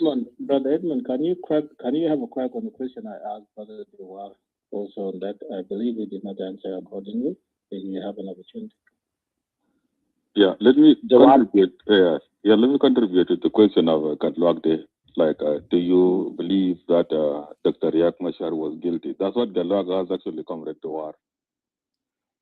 Brother Gadlwag, let me tell you. No, I asked about being selective in justice pursuit. Yes, it's not even being selective either. Because, Dr. Riek Machar is not being selected out for being just Riek. If anything at all, Dr. Riek is being done a favor. And whether Dr. Riek Machar bear responsibility in that regard or not, I want you, Brother Karlwak, to look up two words, something called command responsibility. Dr. Riek has a command responsibility, and by the virtue of command responsibility, he's liable to what happened in Nasser. Because the forces who killed the SSPDF, including the general, had members of IO in it and the White Army. And basically, White Army are a paramilitary of the IO, and Dr. Riek Machar is in control of them. And Dr. Riek Machar was in two contacts. He was in contact with the government as well as with his forces in Nasser. So that really implicates him a lot. He agreed to handle the issue of Nasser, and there was indeed a flow of communication between him and the IO leaders in Nasser. And so no one else can explain here why General Major and other soldiers ended up getting killed, except Dr. Riek Machar here, because he was the mediator. And how would you not expect the government to persecute him here? And so these two things, the evidence of communication between him and his forces in Nasser, and the virtue of a command responsibility, yes, Dr. Riek Machar is liable, Brother Gadwak. Yakani.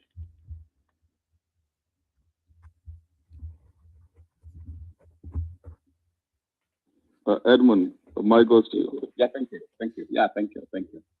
Initially, in the legal field or in the legal profession, there's a one principle of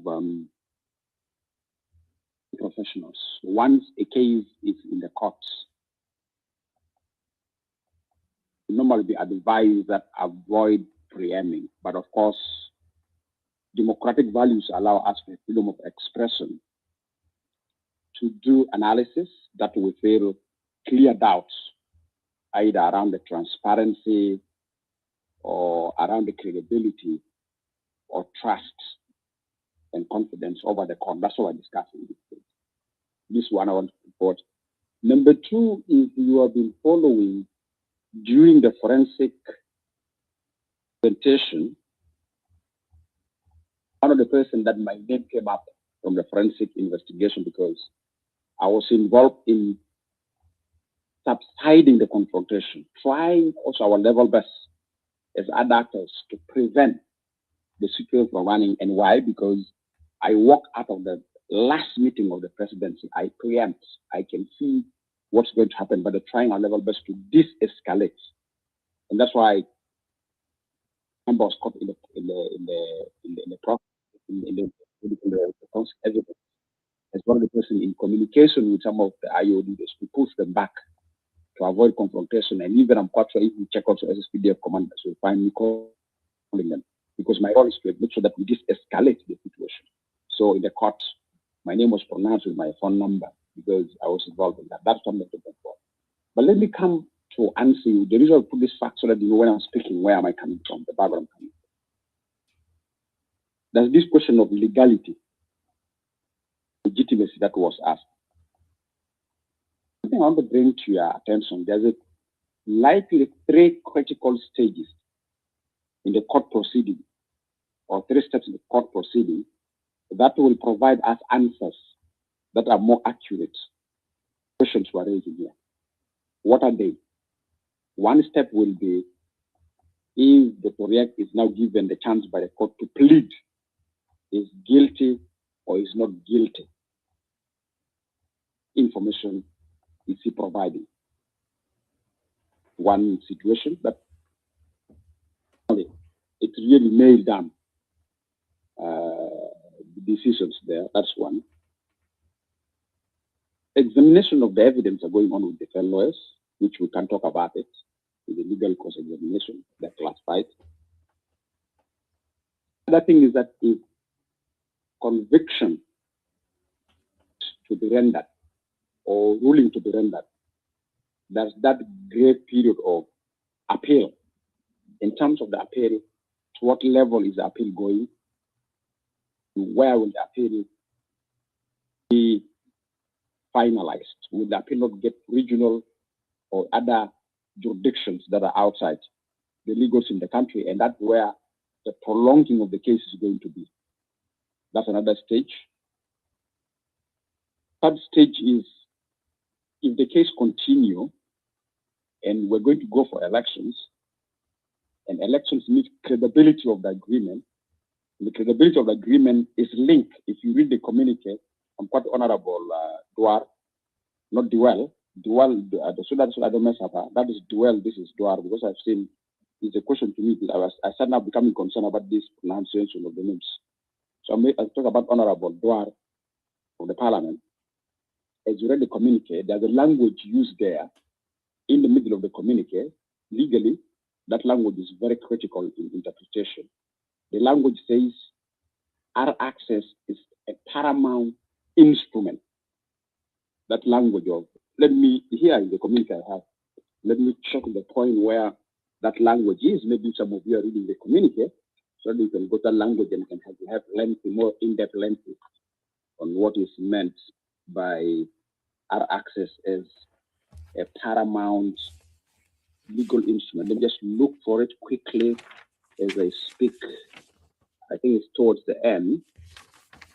I've used that, and they have used it in the speeches of the members of the AUC5. They use the language that our access is a paramount framework. But now here, they convert the word framework to an instrument. I'm just looking at the point where I can find that. Sorry, I'm repeating myself because I want to get that, because that also helped me in answering some of the questions that are associated either in a violation. And it's because some of you may be also following the community and want to find out why that's right. Yeah, it is in point 5. In point 5, let me read it so that you have note of it. In point 5, this is what the language says, and I want to draw attention there because that's going to draw in when it's paramount instrument. I want to make some justification. It says, it's point 3. If you look at the communique, it's point 3. Point 3 says, take note of the progress made on the implementation of the revitalized agreement, the resolution of court in the Republic of South Sudan, and stress that the revitalized agreement, the resolution of court in the Republic of South Sudan, remains the paramount instrument for the resolution of conflict in South Sudan, and call for its full implementation. That point number 3, it has huge legal opportunities of interpretation later on how the courts go. And when you say paramount legal instrument, what does that mean? It means the sub-attachment to the paramount instrument become a key element that you want to use to deal with the incident of Nasser. What does that mean? That means the report of citizen, position of citizen, if you go to appeal, and the Court of Appeal is going to surface that. Some of the things I want to bring to our attention. Of course, I'm not focusing at the court level. So if you see, and I think it's Honorable Duar who say the language of we urge the government of South Sudan, or we urge the RT government to consider, that's a diplomatic language, to consider, and even they use the word special, which I like Honorable Duar saying, he didn't say formal, that is special. So that's the language they use, where they say release of political detainees, they to consider the release of political detainees, and especially the first vice president. All those will mount towards there. Now the question comes is an accused a criminal? So the language is an accused remain innocent until proven guilty by the law. For you to be proven guilty by the law, normally the law has 2 evidence. Evidence for the case, evidence against the case. Okay? Evidence for the case is with the government. Evidence against the case is with the defense team of the opposition. So both teams are looking at both evidence. Prosecutors from the government side, from the government side, are looking at evidence for the case and evidence that may nullify the case. And also in the side of the defense, of that they're looking which evidence may qualify this as a case and which evidence may nullify this as a case. So in another way around, if we are to follow the ethics and the principle of rule of law, it may drag us longer and beyond the election period. This court, by the way. To go to stages, yeah, it may end up, judgment may be done, but appeal cases and cross-examine and all this, it may pull us that it may affect the electoral period. So it may pull us until June, July, we may reach up to that level. And of course, we're preparing ourselves for elections. Now, if we start preparing ourselves for elections, and that elections, the way President Cyril Ramaphosa have raised it, and of course, being around the summit, the level of the argument that member states are bringing forward. And specifically, one thing that I'd like to bring to your attention, and I think all of us here, and by the way, I'm speaking as a nationalist from a very sober background, that I wish the best for South Sudan, without taking side with any either of the parties. Though some of you can have the right to level me, either you can pay me blue, you can pay me red, or you can pay me whatever you want to pay. But of course, as a freedom of expression, I respect your opinion. There's one stage that I like to bring to your attention. Looking at the communique without looking into institutions that are going to be crafted by AUC5 members to be assigned to implement this agreement or to implement this communique. This is very important. I want to bring to your attention that there are institutions that are going to be established in order to translate the substance of this communique into the benefits of the citizens of South Sudan, which is peace and stability. Which institutions? Institution number one that's going to be established, they're going to appoint a former head of state to be the next mediator. And as I said, the former head of state is going to be the next mediator. Mediating what? That's the question people say. And this is why I want to bring to your attention that some of the languages used in this communique are very important for legal interpretation. For instance, like what? There's a proposal of amendment of the R-Access to create a legal framework for elections. If you see when the amendment of R-Access was proposed by the government team, there are specific steps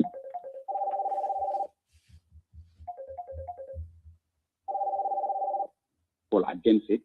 It is deleting Article 8.2 or 8.3 or subjecting that decisions into an RGMEC meeting. This has brought a unanimous position, international and regional, that no way this can't go. And to block this and to put Chapter 8 for voting in RGMEC meeting, that's why that language in the communique that I've drew attention to, as it is a paramount instrument. It means automatically the amendment of the R-Access is transferred to the AUC5 dialogue that is coming. That's one thing that I'd like to bring forward. At the same time, they transfer to the AUC5, and they say in the AUC5, there must be an inclusive dialogue without any precondition.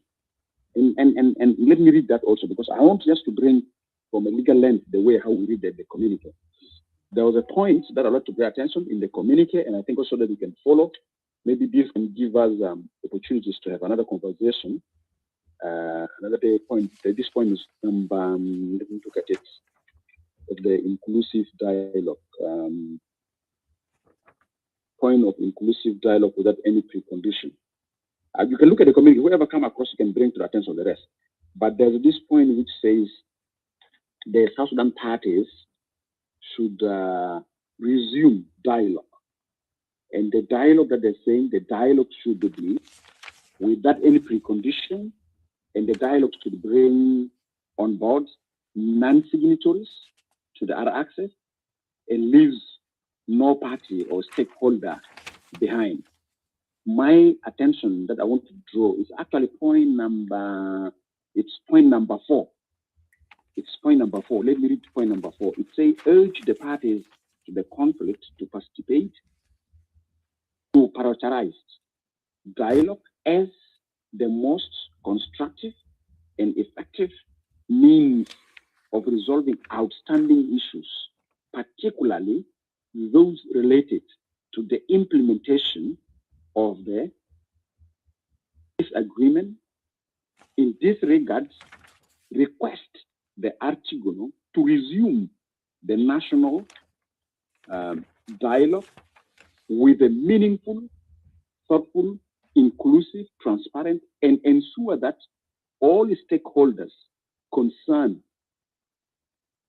participate in the dialogue without precondition or with a view to build trust for the stability of the country.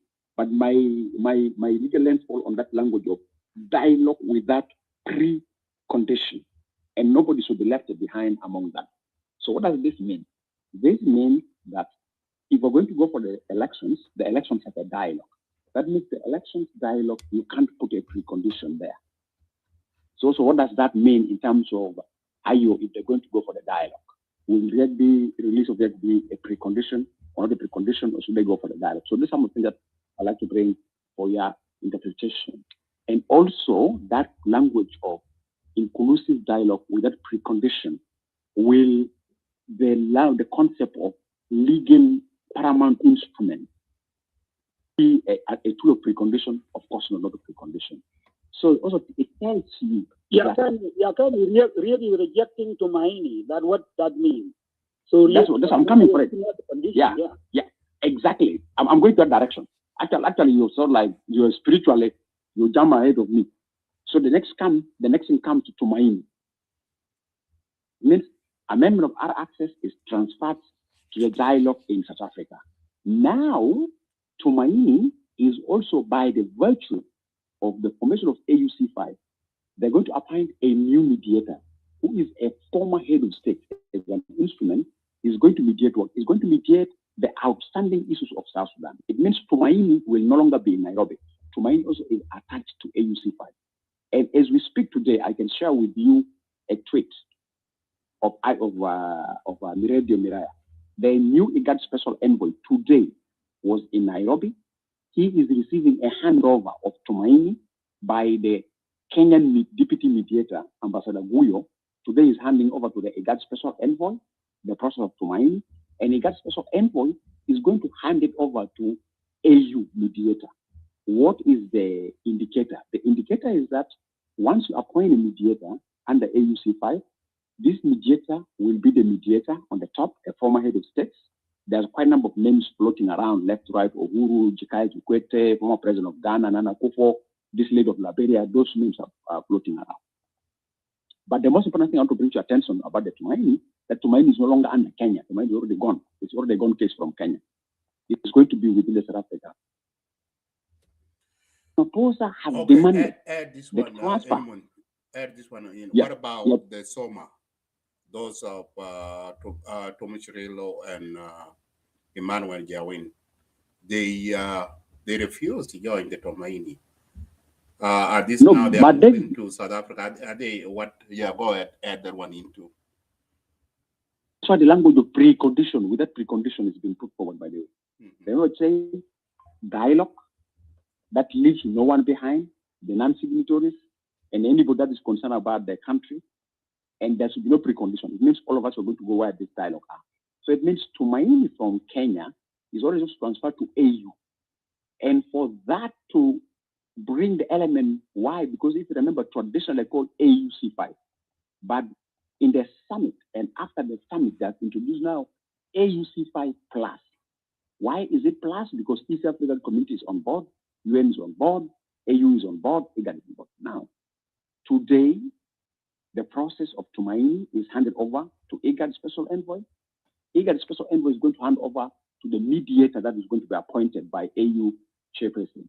Then, because to maintain IGAD as a plus, Ramaphosa have demanded that 3 front-line member states of South Sudan, head of states, should be appointed to join him in the coordination. So it means out of the IGAD member states around us, 3 of them is going to be taken. Likely will be Kenya, likely will be Ethiopia, or will be Djibouti. That arrangement is very important for you also to see. So I want to bring the element of the potential future implications that we may not see now, we may undermine them, that comes forward. So what does that mean? That means the mediation right now and the dialogue right now that we need to hold Juba for the elections and in Nairobi under Tumaini, legally and technically, they're already paralyzed by this declaration because they have to wait for the appointment of a former head of the state from Africa, and the head of states have to commission a mediation, and this mediation has to be decided in space. And this particular interpretation, I want to bring to your attention, this is where the language of the political retreat didn't surface in the declaration. I would ask all of you, read the declaration. You will never find the word political retreat. Because if the political retreat is referred to shorting out differences among the parties that are signatory to the access, if that's the interpretation of the retreat, then that retreat need to happen in Juba, because it is not only IO who is discontented with the implementation. Even SOA is discontented. You know, they're divided between SOA and the Justin SOA and Abdul Badi. Even OPP, they are discontented.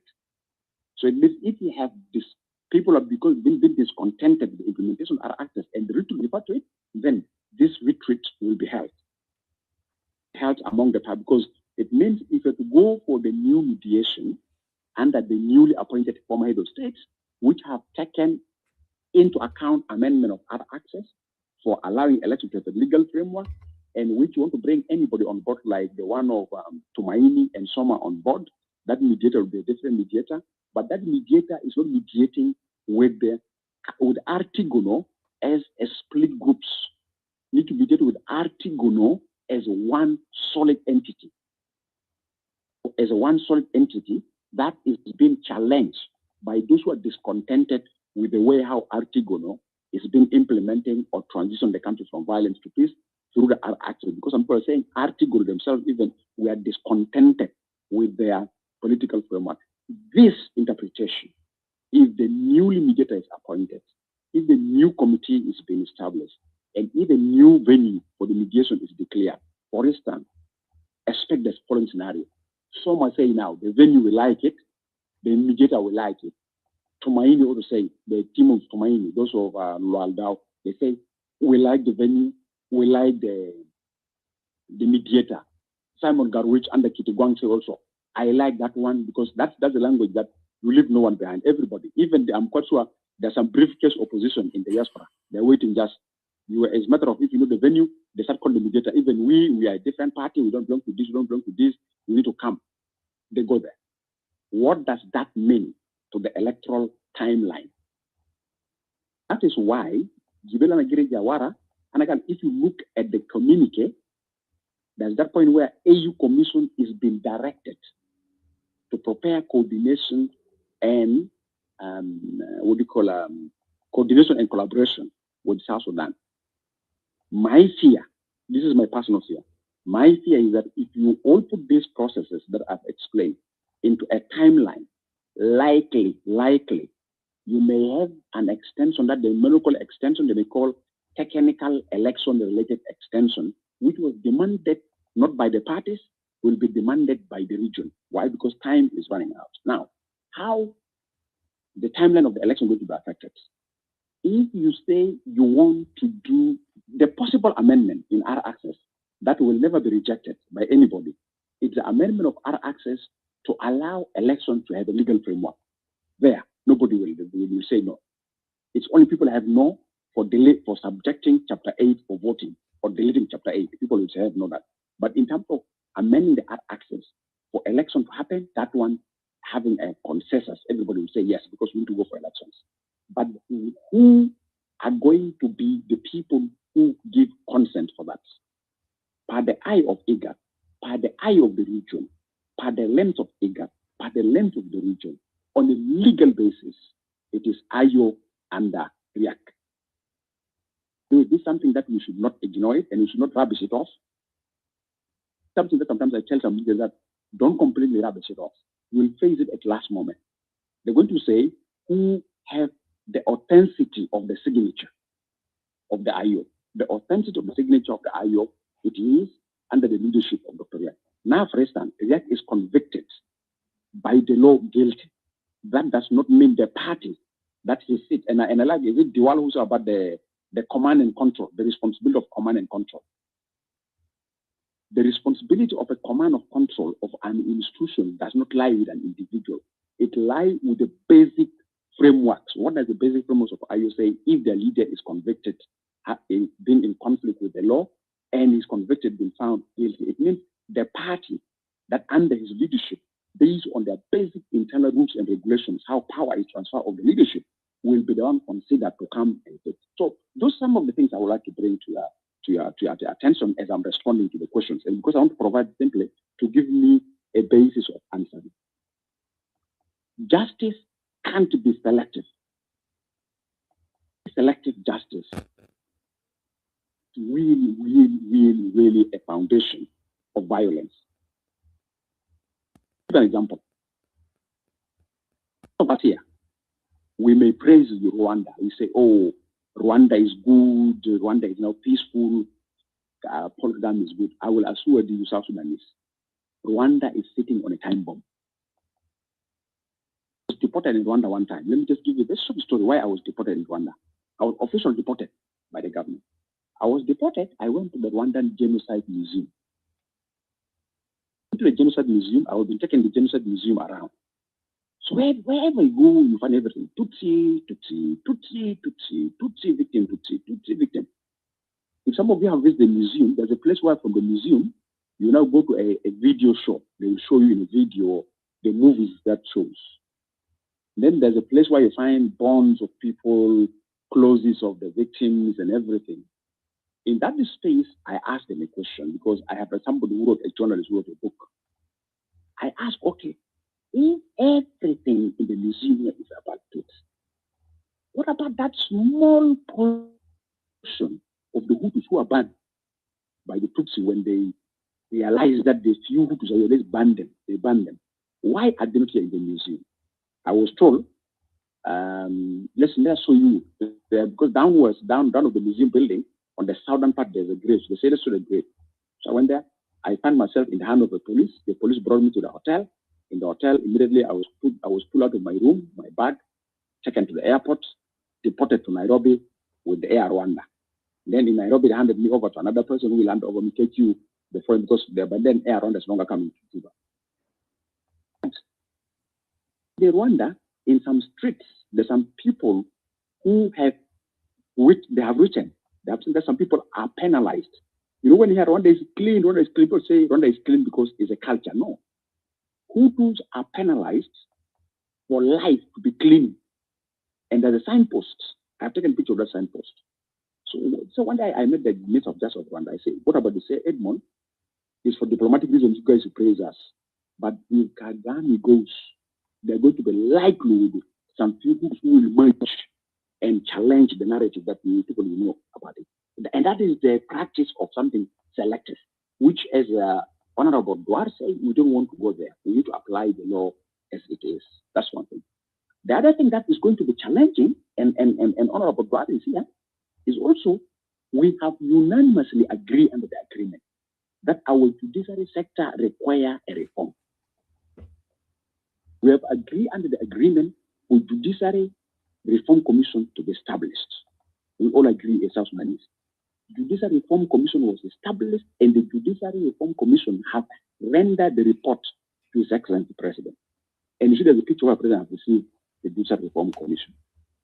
Likely, if there's appeal later on this case, and if it ends up that the case where Dr. Riek is accused is associated with the implementation of the agreement, somewhere somebody is going to question, can we check to what level is the judiciary reform being implemented so that it qualifies the current sitting judiciary to try the case or to try a case associated with the agreement, and that will take us back to like what I was in the beginning about the hybrid court. So the legal interpretation of the complication associated with the way how we conduct our business sometimes are high. Of course, we may not consider them in this space because not everybody here is a lawyer, not everybody here is interested on those judiciary interpretations, but these are the things that we should be preeming, that if things get to a certain level of appeal, to a certain level of now cross-examining, challenging, and trying to pursue back, that is how risk we're going to head to, and that's how complicated the case is going to be high, because right now it is proceeding and procedures. It is okay. And even, I was arguing with somebody yesterday, I said, look here, even we can hold the retreat, they can go to the court, come to the retreat until, because stopping the court is two ways. You either trigger Article 125 of the Constitution to the Ministry of Justice to suspend the case, or you allow the case to continue. And I'm quite sure that even Riek himself, like is it Odwar or Dual, will say, okay, you subject me for this scrutiny, and why do you dismiss it? Because also, I'm quite sure behind the Riek's mind is he want to use this court to clear his name in the eye of the citizen, that always at the level as a criminal. So he want to push it to the level. And specifically, if he's working with his legal team, that they realize that actually evidence against the case is becoming more stronger and becoming more concrete in weighing the parameters of the decision of the ruling of the court is for their favor than to the other side. They may actually resist. If one partner says, another partner, because they knew that the game is coming to play. Yeah. So for me, this is a situation that I'm putting it as at the point of analysis that we should start thinking about it. We should start preeming it. We should start working with it. So does this mean we allow the pain people are carrying in their hearts with the loss of their lives? Suspend? Of course not. You can't suspend the pain. Because the more you suspend the pain, and this is where in the legal profession, people say, don't allow people to take the law into their hands. And I remember Duel at the beginning of this conversation, when you have conversation with the law, you have made that statement that this now may allow people, the relatives of the victims, to say, now, okay, so since now our pain, you don't feel it, let's take the law into our hands. And normally in any legal system, in any judiciary, you don't allow the law, people to take the law into their hand, because once people start taking the law into their hand, actually to be paralyzed with the judiciary. So it's also don't allow judiciary to lose the public trust and confidence. You see, don't allow judiciary to lose trust and confidence in citizens. So for me, this is a space that we need to ask ourselves. And that's why in the AUC5, the Africans will say, use South Sudanese. And if you hear the speech of Ramaphosa when Madrid played, he said, we respect the South Sudanese to tell us. They believe that if we don't accept internal ourselves, that this is a pathway for us to go forward. And if we keep on providing misinterpretation or our own interpretation that favors our own interest, and we don't want the interpretation to favor the interests of the other side, it means the pathway to transition the country from violence to peace is still very far. Because peace starts with our own conviction. Are we convicted that time has come for us to be together? Time has come for us to make sure this justice, once it's happening, it's not because somebody is against me or I'm against somebody, that's what justice. No, justice is happening to set precedency that we will never repeat this mistake again. So for me, those are the basics that we need to come forward. Selective justice will never work. And selective justice will come from where? When we start seeing that the pathway to the decisions is becoming bending and nailing in one direction. For instance, let me give you one joke. And Honorable Dwari, you can confirm that whether they come across it or some of you have come across it. There's a joke, and it's like a secret joke of the streets of Juba, which is very dangerous. I've been fighting people who are making this joke very dangerous. There's this joke going on that there's a law in South Sudan by the Dinka trying the Nuer to look who are given the responsibility to check the cross-examining of the law, and the Equatorians are given the responsibility to defend the law. Imagine, simply because one of the defense side of the government is an Equatorian that's joined, and the opposition is an Equatorian that Equatorians are given the responsibility now to cross-examine the application of the law, and the Dinka is applying it. Simple people are reading it to the president, and that Nuer have been tried. They put that one to react because Alala is a that now the Sunni is a judge. Imagine that narrative. Some people are captured, and this is a very dangerous narrative that personally I don't entertain it. I tell people point blank, don't play with the law. play with the law because the only foundation of unity of people in any country, it is the respect of the law. It is the equal, that's why the language of equal protection by the law and equality before the law. These are very, very big elements of unity of any society. The moment you start playing with equal protection by the law, and the moment you start playing about equality before the law, things you have destroyed the unity, and actually you're pushing for like what we did with Khartoum for cessation, which we don't want it. So for me, these are the things that I'd like to bring as answers to your attention, that the interpretation of this court case, if we are not handling it carefully, it may drag our transition period and it may take it long. Thank you, Majid. Thank you very much, Ilmunyakani. For now, 1956, are you there? Onyan Gorial. Okay, thank you. Let us. I had wanted to ask. Hang on. Duar, Wal, are you there? Yeah.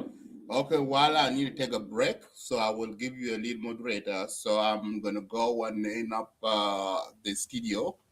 So I'm reaching 4 hours mark, which is the time limit.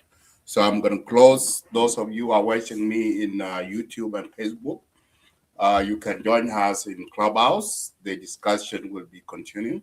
While Moranyar, you can take over from here. I'm going to take a break. So thank you. So I will mute myself, and while you take microphone, and then you can move the line with the rest who didn't speak. Thank you. Okay, thank you, Comrade Medit. I only have challenges of network. Otherwise, it would be okay for me to put everybody. Thank you, those of you who are listening in to the Clubhouse. Thank you, in Facebook and in YouTube.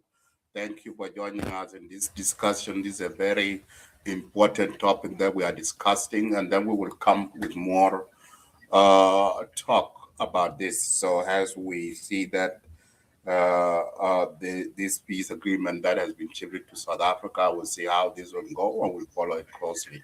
Thank you, you guys. Have a wonderful night. Join us in Clubhouse, and we will continue the discussion. Thank you. Have a good night. Bye for now.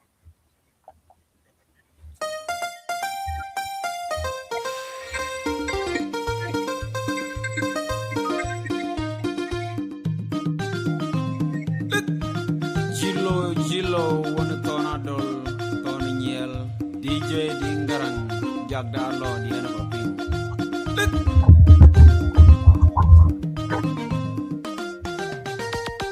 Adina majaga chideng makwaga oton para iye maduni ya pudimit pandani ya ayi tonu tuol utunga tonu adina majaga anyar ke begwan ba ilit sukula ikapi majong chigo mami paje ayi pingi kielo adina majaga chideng makwaga oton para maduni ya pudimit pandani ya ayi tonu tuol kutunga tonu madini majak anyar ke begwan ba ilit sukula ikapi majong chigo mami paje ayi pingi kielo adina majaga chideng makwaga oton para maduni ya pudimit pandani ya ayi tonu tuol kutunga tonu madini majak anyar ke begwan ba ilit sukula ikapi majong chigo mami paje ayi pingi kielo patang balo kubila pingi ban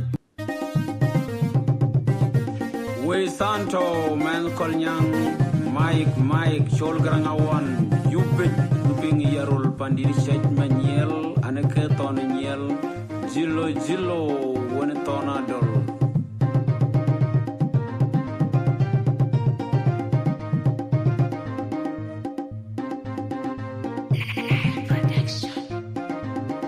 Ingulu the York I think a kick Kegabuka Gadevo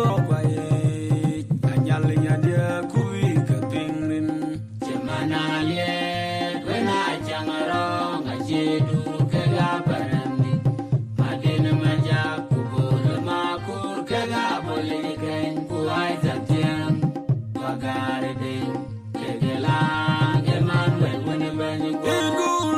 yor atenge ki kega buke gade bo baye anyal nyandia kuwi ka pingrin jamana le wena jangaro ajedu kega barandi madina maja kubol makur kega bole gen kuai zatien magari de kegela Emmanuel wena mani ingulo yor atenge ki kega buke gade bo baye anyal nyandia kuwi ka pingrin jamana le wena jangaro ajedu kega barandi madina maja kubol makur kega bole gen kuai zatien magari de kegela Emmanuel wena mani go iye kuma turo makero aweltu koi lui panin legse iye barka tala gulo mogatin yale koi pondaloy